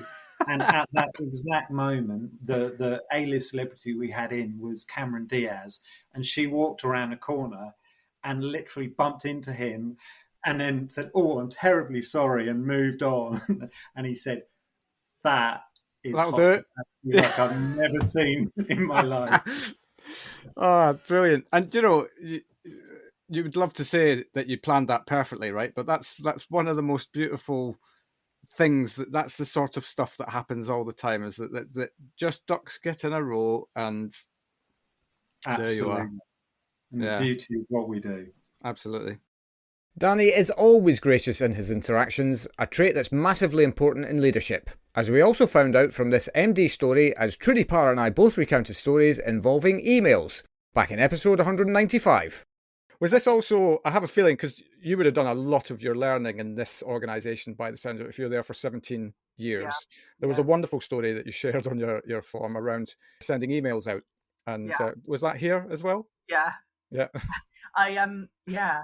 It was the biggest cringe moment when you're like trying to make, be very professional, and the MD of that organisation, his name's David Adams, he was a force. And to that point, like, he was the person, I believe, a lot of the thread of what I do now, I've learned from him, in terms of how to be in meetings, how to prepare, how to, all that because he liked to make you know what you were doing. Like, it was that, I want to make sure you know what you're doing. I want to, I will test you in almost a playful manner. I'm going to bring you into a meeting and I'm going to ask you all these things, and you need to know your stuff basically before you leave the room. And so he very rarely phoned any of us, and I was literally res agent level at the time. And I'd sent it was a Friday, so I'd sent a message to my friend Eve to say, basically the download of what we were doing that weekend, and a little bit of information about, stuff that you necessarily wouldn't discuss in the office to the MD for sure. Right. And I clicked send, and then the phone rang, and it was him. And I literally, when the phone rang from him, you got the little bit of the fear, that fear that you very much respect what he's going to say and you don't know what he's going to ask you, and it's a little bit, oh my gosh, he's phoning me. Good evening, sir. Yes, sir. No problem, sir. What do you need? I'm like, oh, that moment, and answered the phone, and he literally read my email back to me because I'd sent it to everyone, not Eve. Literally, and I was so red. It was unreal, but he was very jovial about it. He found it hilarious. He was like basically schooling me once more, in terms of truth. If you're going to do something, and ever since then, I think I don't send anything without checking it about 3 times. Like it's almost paranoia now, to the point of, am I sending it to the right person? Do I know what I'm saying? You probably still get triggered by it. Like, every time you're writing an email, you're like, oh, that guy, that event. He schooled me. Yeah, he schooled me. But yeah, it's definitely one of those things that I know. Don't ever do that again, Trudy. Don't ever do that again. You don't want to feel like that again. So, yeah. I think everybody in their life must make that mistake once. Yeah. And hopefully only once in their life. It's the old thing, right, about, everybody makes mistakes, just don't make them the same mistake over and over again. But I did a thing once. I think I was, what had I been? I'd have been in my 30s when this happened, which is unforgivable.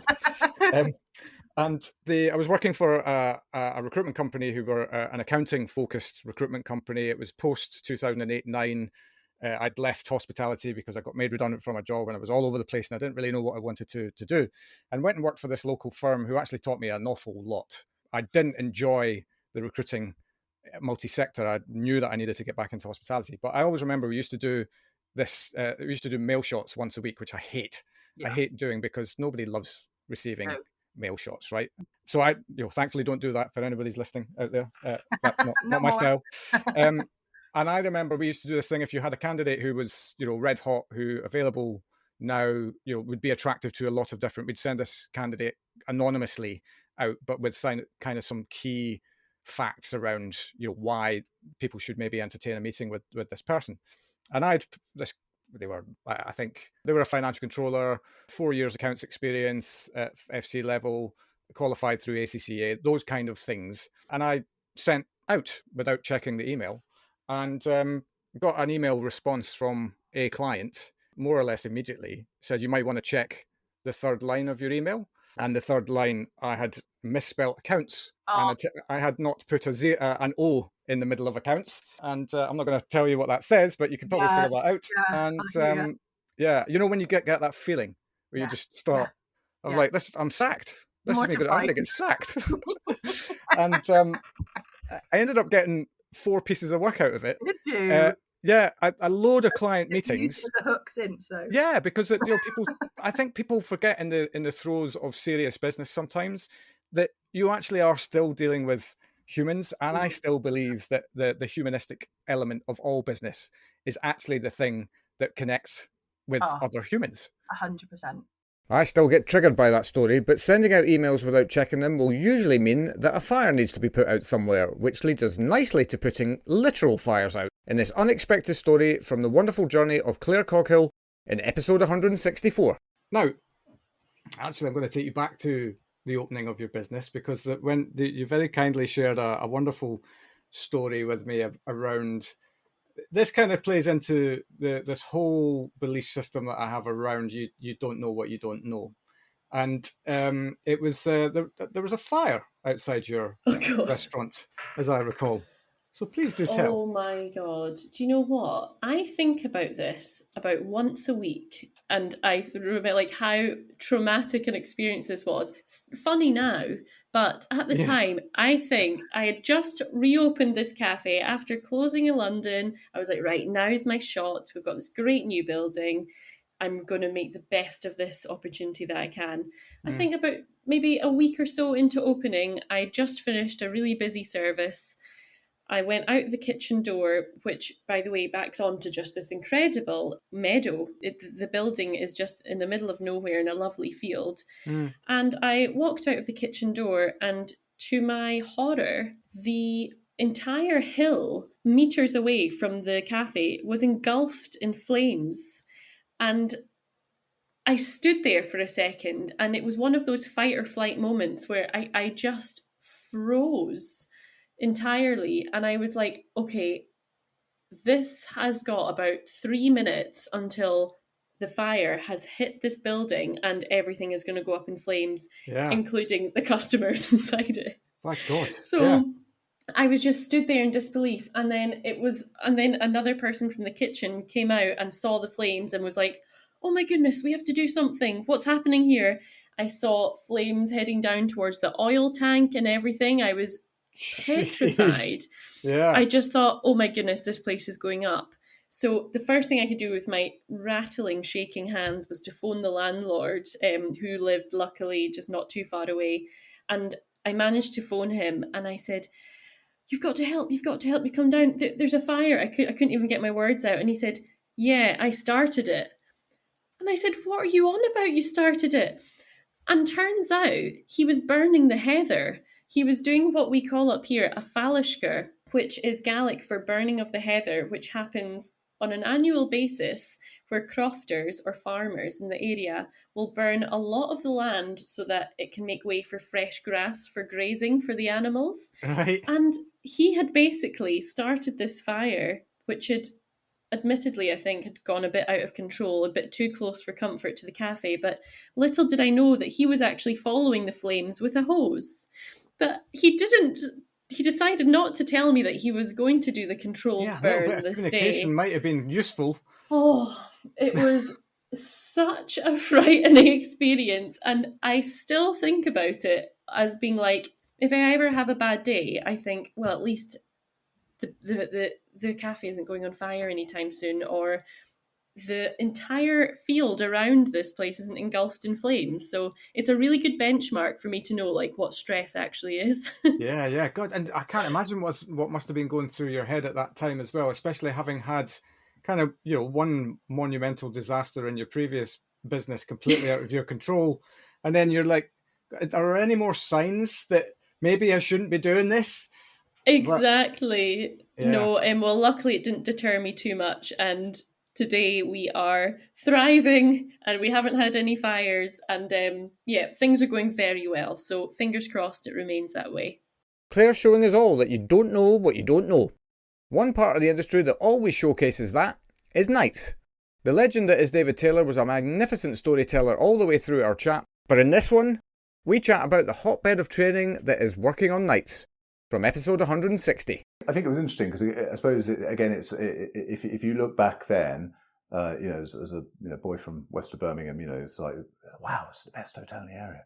But I follow my mind about the world is beyond where I am today. So actually from there I ended up in some ways taking what on paper you'd sort of say was a really dumb thing to do, but I moved from the Hyatt with their blessing, because their structure was quite, you do this, you do this, you do this, you do this. Right, yeah. And I ended up working, taking a role at the Grand Hotel in Birmingham, which actually later in my career, we actually had the opportunity with Principal to actually buy back that hotel after it being closed for years, and actually refurbish it, and after we'd sold it, reopen it. So, but when I worked there, it was the Grand was a sign versus actually Grand entitled Grand Not in Hotel, but taking on that sort of that sort of role around mentorship. The GM at the time, he was quite proud that I'd left the Hyatt to come, and I was like, oh my God, my uniform doesn't look as good as the old one, and the hotel's not as good.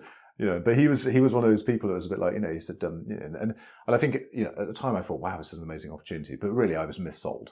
I was missold, young and naive, and he was Portuguese, Mr. Constantino, and he said, Mr. Taylor, he said, I think you are ready to do nights, and so on nights you will learn a lot.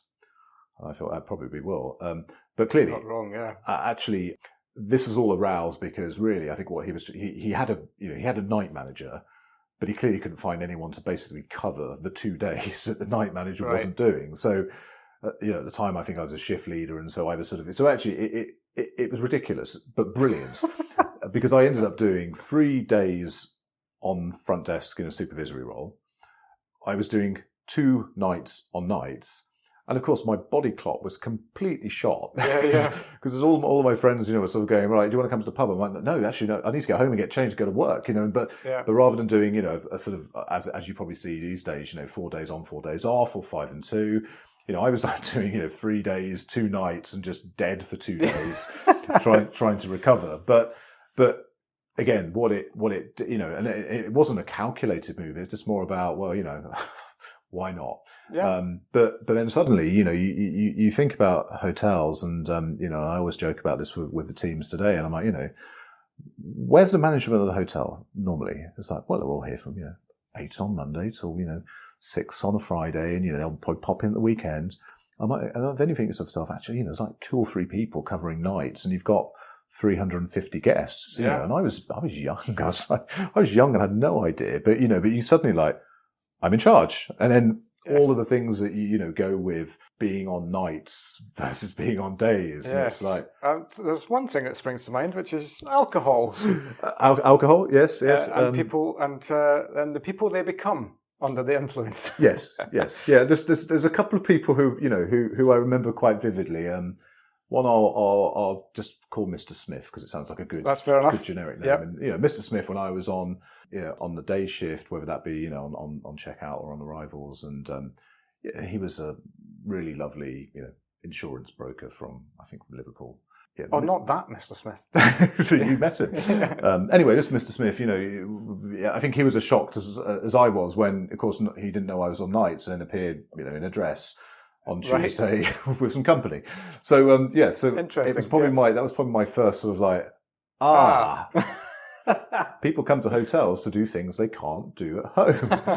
And if you can do it on expenses because you're working midweek, even better. Yeah. So that was definitely a bit of an eye opener. But it's such a great training ground, though, isn't it? Like for life generally, especially as a young person. Like I still remember fondly my time on nights on cruise ships, which, as you can imagine, is you're talking about a hotel with 200, 300 bedrooms. You're talking about a moving piece of metal with a lot of people. And generally speaking, the age category was a little bit older, so you don't have super late nights. But some of the things that you see and therefore learn how to deal with when you're on nights, I would say to anybody who's wanting to have a career in hotels, do a stint on nights, even if it's just for 3 months. What you'll learn in that 3 months is just incredible. 100%. And when I was GM, when I became a GM, I was more conscious of the fact that actually I would, always go and see the night manager. The night teams always got left out when you had, staff events.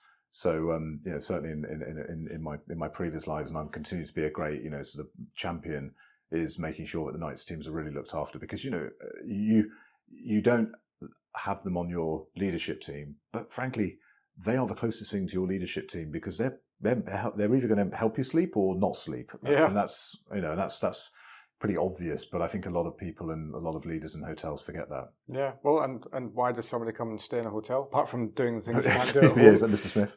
Is for a good night's sleep, generally speaking, wherever you are in the world. Exactly. Yes.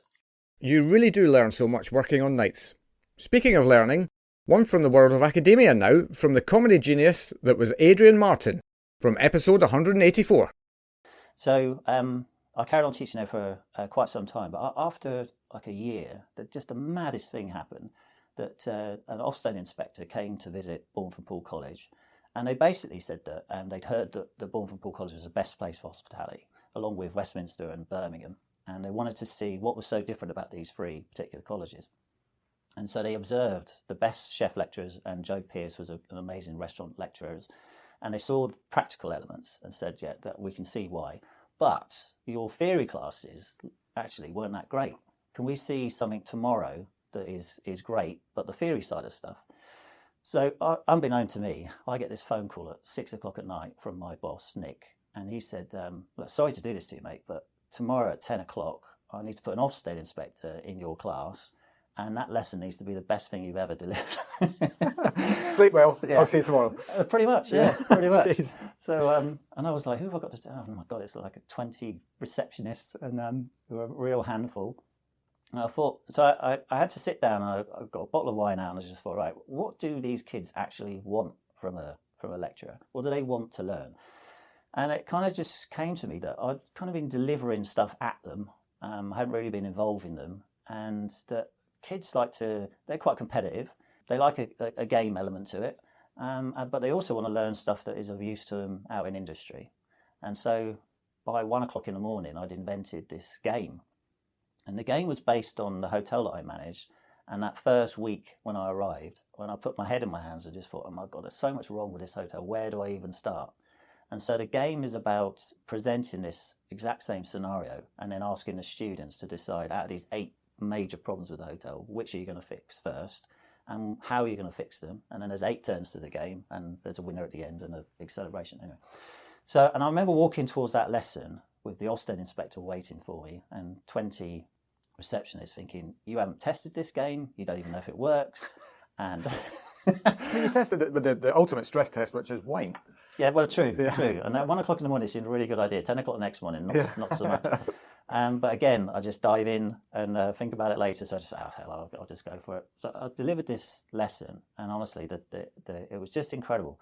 So there were like 4 teams, and they're all competing against each other. The Ofsted inspector then joined one of the teams and started playing the game as well.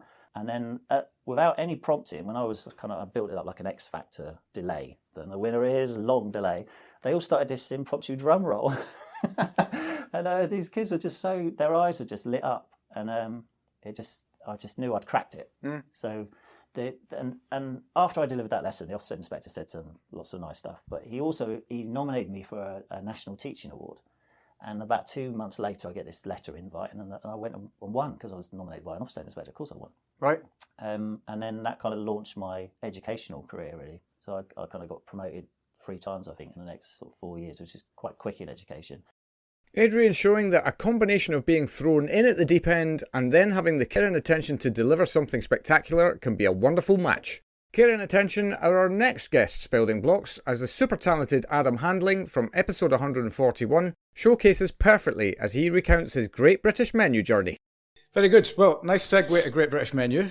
Because, we've kind of taken us up to present day, as it were. I'm just going to say, Great British Menu for me is the greatest thing on television. I'm such a foodie fan, but love to see the creativity that comes against the briefs. I don't really care what the brief is. I just love the creativity that goes through you guys' minds to come up with menus. So, talk to me. Was this a conscious decision by you? I want to go and do this because you had unfinished business with this competition from years ago, if that's correct. That's correct. Yeah, I did Great British Menu, I think maybe 8 years ago or something like that, when I first came to London. And I was too young for that competition. Really? I was too young for it in terms of I still didn't find my own way of cooking. I still didn't find myself in my dishes. Great experience. I did really well. I was up against some phenomenal chefs, and I did super well back then. I was the youngest person in the competition at that year. And then when I went back on it last year, I obviously that is me. I'm perfectly comfortable in my own skin now. My food style is exactly the same is what it will be going forward. And I was just up against Spencer, who was a phenomenal chef, who dominated that competition that year, which was great. That brought me back to this year. I was hungry. Well, I was so hungry. Because do you know what goes through in my head is like, it must have been devastating to be that close in that year with Spencer. And, granted, Spencer's an exceptional talent. He is. No question. No dishonour in, finishing second to him at all. Yeah.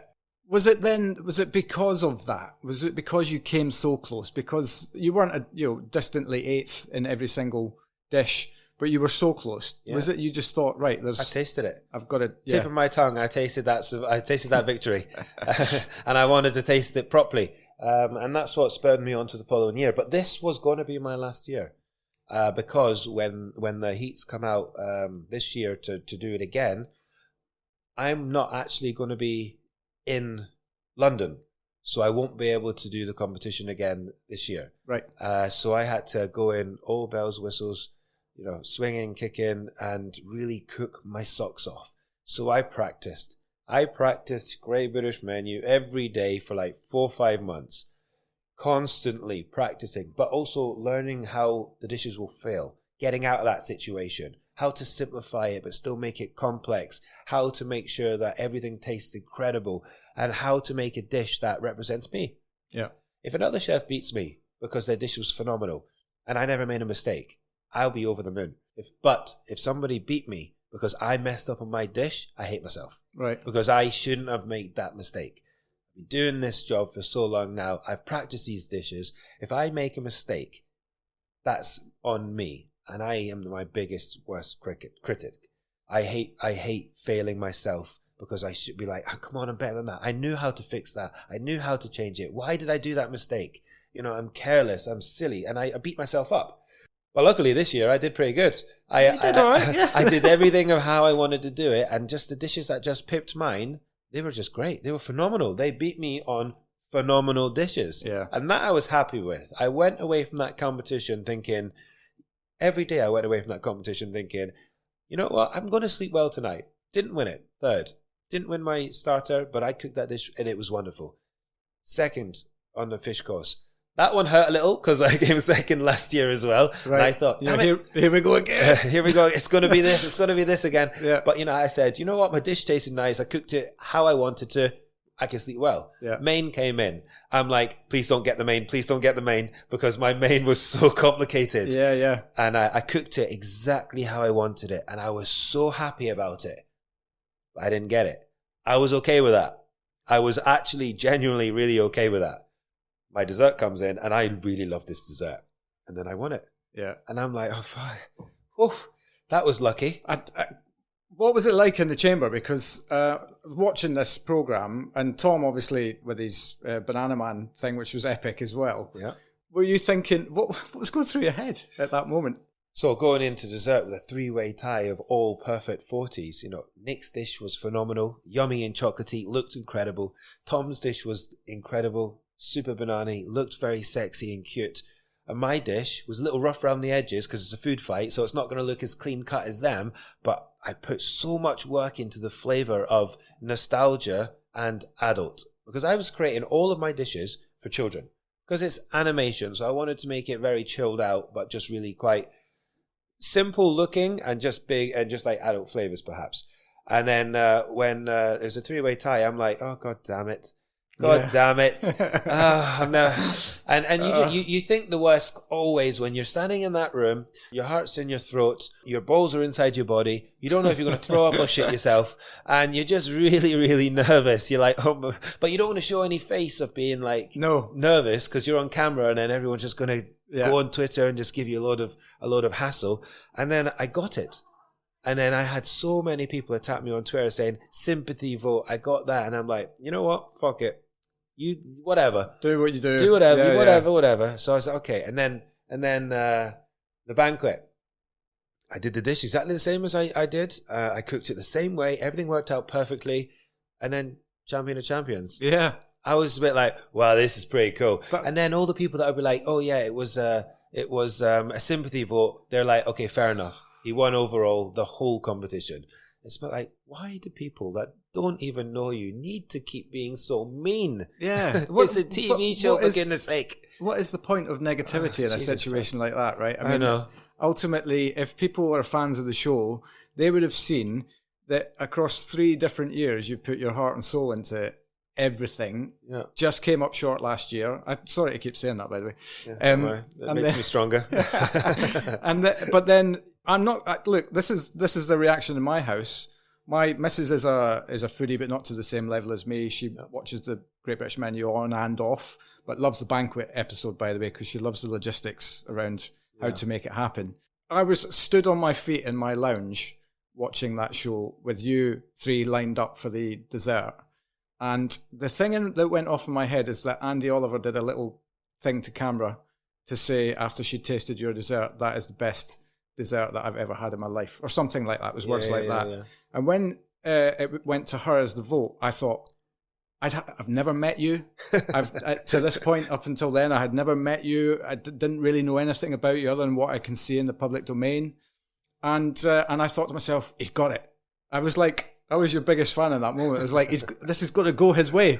And then she went, Adam.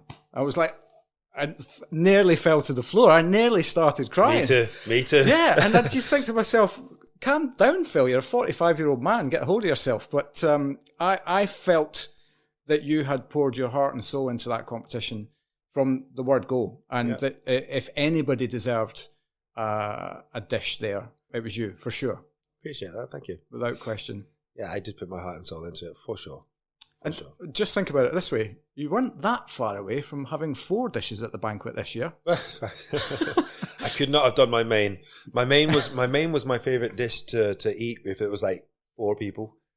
Or to cook as well, but to do it for like 60, 70, 80 or whatever the banquet number was, I would have not succeeded at all, and the guests at the banquet wouldn't have had the same experience. Yeah, it was 18 components. It was way too much, but I wanted to do a main where I showcase, and go nuts. Perhaps not the smartest idea for the realistic one, but yeah. Yeah, well, you were never going to be a cow pie, were you, at the end of the day? Cow pie, the dandy. I'm from Dundee. Massive statue of the dandy there. Even I voted for that. It was great. Wicked. So I have to say, actually, food fight, just to talk about the dish, because how the hell, I mean, this is practice, right? Practice and knowledge and understanding of food and all of that. But I said this to my wife while watching it. How can you make something look like a food fight, but also look incredibly elegant at the same time? Yeah, it's a hard thing for consistency, that's for sure. But I drew out on the plates exactly how I wanted everything to be, and then I literally practiced that on greaseproof paper all the time, so I couldn't keep using the props, just to make sure that everything was the same. And then I corrected, because we have a test kitchen in the bottom of the Frog that we do all of it in, and I filled the table full of these greaseproof papers, full of making sure that they all look the same. When I was practicing it. Yeah. Because if I do 4 food fights and they all look different, consistency-wise, it's just not going to do the same effect. I had practiced exactly where I wanted every component to go. Yeah. So here we are. I mean, that's just practice makes perfect, right? Yeah. Want of a better cliche. Yeah. But but it is true. It's what the Gary Player says, the harder I work, the luckier I get. Well, the more skills you get. Yeah. I don't believe in luck. Very good. Yeah, luck is a word people chuck around because they're not willing to put the work in. So I believe that you work your socks off, you master that skill. People may think you're lucky. You're just better than them because you worked harder than them. Yeah. It's not luck. Adam's winning banquet-worthy dish, food fight, is probably an apt description of what would happen if the 3 stars for our next story were all let loose on each other from my chat with Conor O'Leary from episode 196. I can't let your story pass without bringing up a ferret, which is something I never thought I'd say on this show, but there we are. So yes, talk to me about ferrets. Yeah, this was an interesting evening the other day. So Gleneagles has all sorts of activities, including falconry and gun dogs displays. We take people out sort of walking, stalking, looking around the local estates, Scottish estates. But on the hotel grounds, we show how that process works. So we show how gun dogs are trained and how they retrieve. We show how falcons are an essential part of the sort of hunting journey, and that's historic. And we teach people the history of that and how the hawk works with the falconer to capture and share prey and so on. And part of that journey is ferrets. Ferrets are used to flush out rabbits. The falcon catches the rabbit, and the rest you can imagine. So we have a little ferret school, and they're the cutest little things, and people love them, and kids love holding them. And again, we talk about how they're important on that journey. And I think we had 8, but we had some babies recently, so we've got a few more than 8. Anyway, I'm at home a couple of weeks ago, and those that know me would know that I have a dog and a cat. The cat came from Dubai. It was a wild cat. My wife took them in. We actually had 3, but sadly 2 aren't with us anymore. But one cat, Felix, is with us still, and my dog Rolo. Felix has no fear of anything, and particularly does not like Rolo the dog. So we're all in the kitchen. I get up to go to the utility room, and I see something move, and I think, what is that? And then, we live in the countryside. It could be anything, and it's a bloody ferret. So I now have a situation. Not just a ferret; it was a bloody ferret. I now have a situation where I keep the dog and the cat away because who knows where that's going to end. My wife's upstairs putting my daughter to bed. I'm on my own, so I get in, close the door behind me, and pick up the ferret. I think the ferret's then going to bite me, so I thought I don't want that. So I put the ferret down, I close the door, and I keep it in the utility room. Call the team. The team come around. Poor Nick lives about 15 minutes away. He's in charge of all our sort of outdoor adventures. He comes around. They take it. They put it back in the ferret house. All good. It's the end of the night now. an hour later, let's say, and I think I'll let the dog go out before we get to bed, before we're sort of locked in for the night. So I let him out the back door. I'm sort of tidying things up, and I think he's been gone a while. He's not normally gone this long.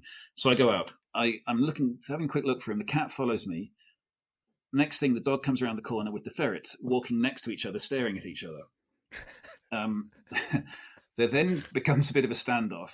The dog growls at the ferret. I shout at the dog. Anytime I shout at the dog, the cat thinks it's fair game to also have a go at the dogs. So went over to give him a slap. So I've now got the dog under my arm, telling the cat to leave the ferret alone. I then think it's better if I pick up the ferret. So I'm out, like if there was a film of me juggling a cat, a dog, and a ferret all arguing with each other out on the driveway. Anyway, how did I do? I put the ferret in the porch, got the dog and the cat in the back, called the guys again, and they found a little hole that the ferret had been escaping that had come loose, something like that. Anyway, everyone was well, everyone had returned, and the only downside was that my 5-year-old daughter, was furious with me because she felt that the ferret was coming to see her, and why didn't I bring it up to her room? So I couldn't win whatever I did in that one. Yeah, oh, brilliant. I mean, one that I never thought I'd be talking about a story about a ferret on this show. But two, it kind of, I suppose, also highlights that it really doesn't matter how long you do this job, right? There's always going to be something new to get your head into and try and figure out. And yeah, that is a story born and made for Gleneagles, is it not? Isn't it just? Connor's ability to depict the chaos amidst 3 animals, all with their own agenda, was just superb. Also showing that even in the best places, with the best planning, sometimes you have to go with the flow of what's evolving in front of you. That sums up our next story quite marvellously. When Robin Hudson OBE agreed to come on the show, I felt that all my Christmases had come at once. In this story, Robin chats through the parts of the journey of forming Hotel du Vin that you may not have heard before. From episode 147. Sounds easy, but it's quite difficult raising money for, when you've got no track record as an entrepreneur. Yeah. Well, I wanted to ask you about that. I don't know how much of this is cloak and dagger, but in the sense of, for anybody out there who's listening who has their own eyes on something that they'd like to do, because actually one of the things that I love about what you said in that part of your journey at Chewton Glen is that you just started almost asking yourself the question, why? Why does it have to be this way? Why? And that's it's a simple but powerful question when you're trying to, I don't know, start a revolution, really, or whatever. Yeah. Yeah, and I think as we were formulating the idea for Hotel du Vin, what became Hotel du Vin, my thoughts were, provincial hotels at that stage, as I say, were very trad. They were dominated, every provincial town in the country, had a sort of coaching inn of some sort, and they were usually run by Trusthouse Forte, and, the love had gone out of that business some time before. And so they were sort of peddling a traditional operation, but executing it badly. So it wasn't like the Savoy or Claridge's, where they had the skill set to actually deliver that sort of traditional service. This was just a badly executed, watered down version of traditional service and food that was just pretty bloody awful. Yeah. But these places were still filling.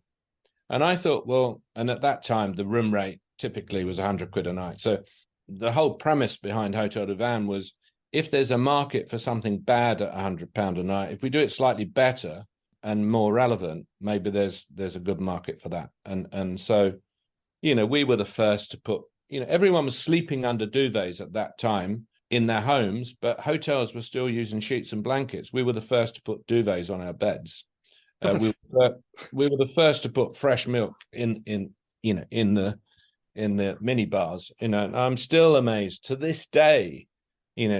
So many places you go and you get those horrible little plastic pots of, which apart from being a terrible sustainable option, are just inconvenient and pretty nasty. Yeah.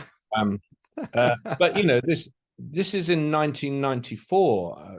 We opened the first Hotel du Vin, so this is nearly 30 years ago, and you're still bumping into the same issues now. Yeah. So there was sort of a few things bedroom wise. It was duvets, it was fresh meat, it was a monsoon shower. We started to work out that if you got 3 bar of pressure through your shower head, you get a decent shower. And even now that, and I understand the sustainability issues around this now, in terms of water usage, but the trickle of showers that were up and down the country in particularly in provincial hotels were pathetic at that time. So it's these sort of things. It was, we were looking at it slightly differently, and then of course the restaurant, we had one eye on what was going on in London in these sort of the gastro pubs, the Conran restaurants and all this sort of thing, and so we replicated a version of that, and we opened the first Hotel de Vannes, not realizing we were right at the vanguard of a boutique hotel movement, and we were just trying to do our thing and get one property up and running, and it was pretty difficult to raise the money, and we certainly had no money of our own, so we were borrowing, and our first bank loan, it was, interest rates, people talk about high interest rates now. Our first bank loan for $750,000 was at 12.5%. Oof, jeez. Yeah. So, so is that how you were able to was it was institutional learning and anything that you could kind of beg, borrow, steal, cobble together? Yeah, we put together a raft of investors, of just sort of contacts and people we knew and so on, and that we managed to raise £500,000 that way. We put $750,000 of bank debt on it from Royal Bank of Scotland, and then we still didn't quite have enough money, and so we came up with the wheeze of having our rooms sponsored by wine houses, and so we charged wine houses to have their name on the door, which was a great wheeze actually. So we raised another, I don't know, I think it was 60 grand or something at the time. And so that was our working capital, really. So it's stock the cellar and right. Yeah. Well, I mean, that's the great thing about being an entrepreneur, though, isn't it? Is that you can get creative in how do we pay for stuff?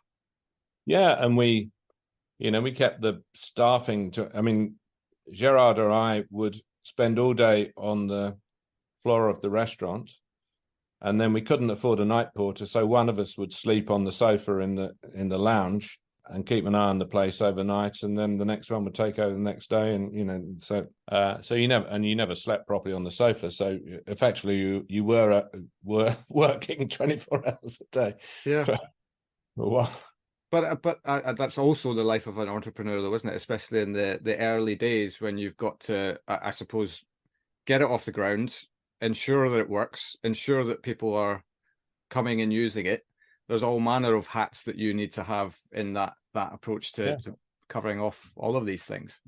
Certainly, and actually, the other element I missed was that Judy was the real hero or heroine. She was, because when it came to the bank loan, and I really struggled to put the finance package together. I'd talked to an awful lot of people, and people talk about investing, and then of course there's a big difference between people saying, "Oh yeah, I'll do something," and then those that actually write the check. But anyway, we finally put together a reasonable amount. But actually, when it came to the bank loan, I had to provide a guarantee for the bank loan, and so we put our house on the line for the guarantee, and we had nothing in reserve at all.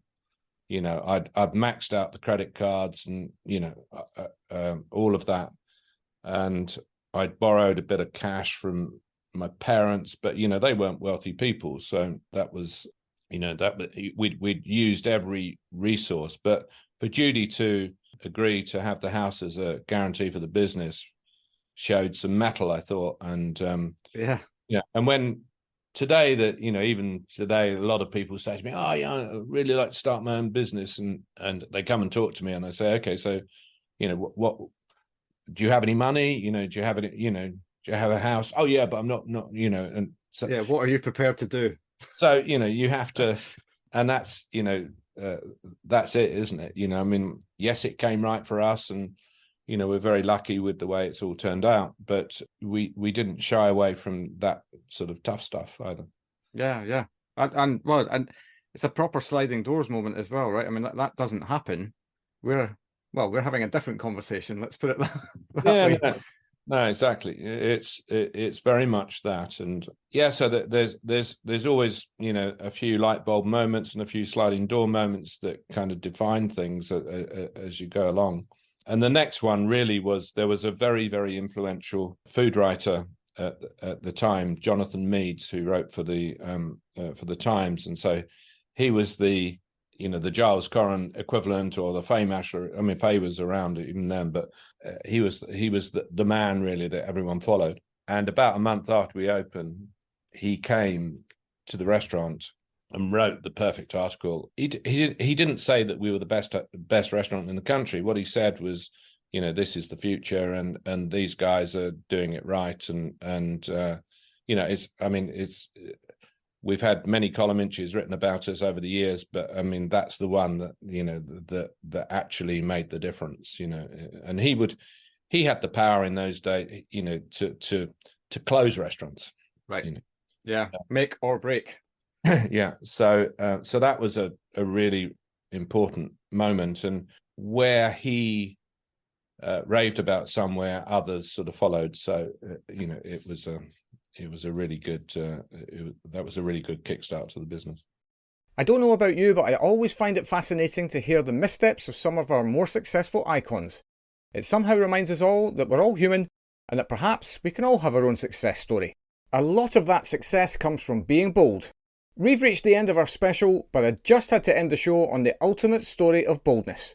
It was an absolute dream to interview Raymond Blanc in episode 139, and the story of how Le Manoir aux Quatre Saisons came to be still blows my mind to this day. So that story, my story to finish it really, so we gained our 2-star Michelin, and then I started to dream, about a cottage or something like that. But one day on a Sunday morning, I saw this manoir, country house magazine, and it did something to me. So immediately I took my car. It was just jump in my car, find out who owns the house, and went to Great Milton.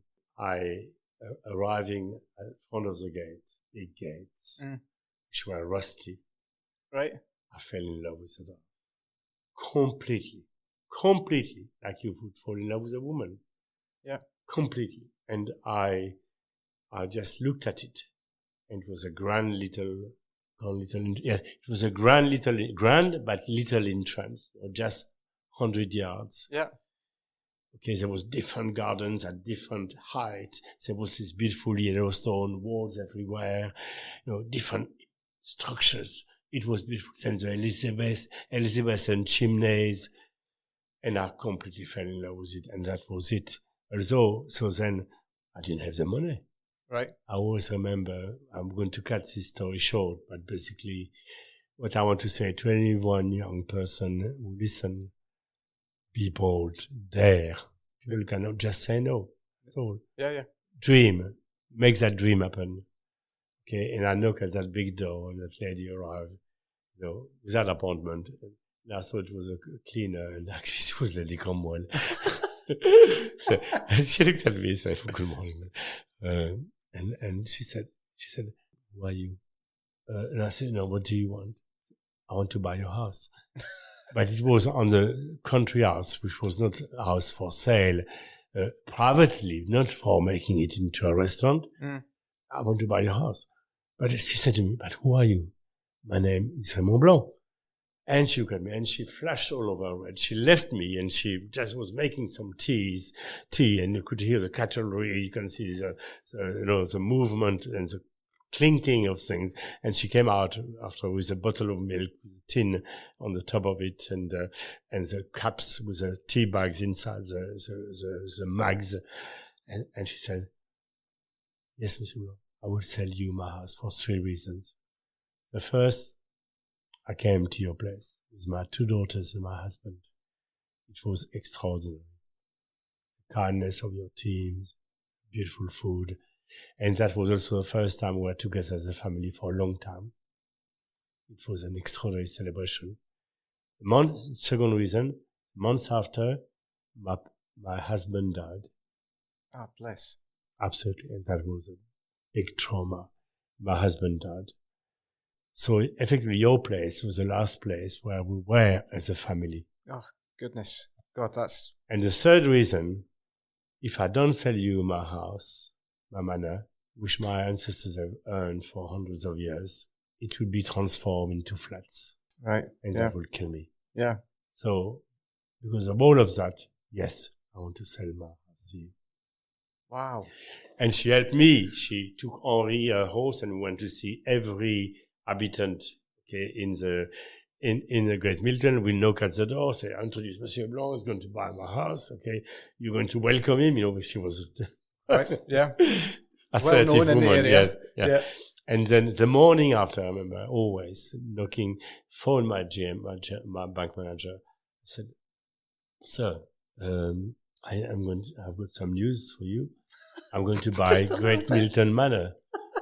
You know, and there was this silence we never ended. You know, where is he gone? And then eventually, after maybe a minute, he said to me, "With what?" Well, I mean, that's a reasonable of course, question. We were a young business. There was recessions after recessions. Right. There was 15% interest rate. There was strikes. One day you didn't have electricity. The next you didn't. So imagine to run a business like that. And I thought that's the best time to open a restaurant. Yeah. Crazy. Yeah, great. Absolutely. Yes. Yeah. And I knew it, and I told him, with me, I was 51% of anything I will buy. There was another silence. He said, maybe. And then something marvelous happened. I was lucky. Margaret Thatcher, which is not known to be the best angel, created a business expansion scheme which gives to every investor the ability to invest tax-free in new businesses, which will help England to reinvent itself. Right. So effectively, every investor, the pound that you invest is only worth to you 30 pence or 20 pence or even 10 pence. So, and all my customers invested. Right. Okay. And of course, after now, we know now so that the original crowdfund is part of Belmont, but part of Belmont and LVMH, which has bought Belmont just a couple of years ago. But this house, and they know it, and they respect it enormously. And I have a huge, extraordinary relationship with Belmont and LVMH. And they know that emotionally, aesthetically, in so many ways, intellectually, and in terms of its future, there's ownership. They know it. Yeah. And there's a relationship, partnership, which is so beautiful. And so my job now is to prepare le manoir beyond me. And that's exciting. And there we have it. That's a wrap on 200. It's been a total honour to interview some of hospitality's brightest stars, and I hope you can agree hearing some of their stories is a reminder of how amazing this industry really can be. There's no doubt that we all face more challenges than ever before, but I hope this show continues to be your sanctuary into hearing the good stuff that goes on every single day right under our noses. A big thank you to everyone who gives up the time to chat to us, and the biggest thank you of all to those who continue to listen. Without you, there's no show. With that, this also brings the end of Season 6, but you won't have to wait long for Season 7, and by crikey have we got some great guests lined up for that already. So until then, look after yourselves, and I'll catch you again soon.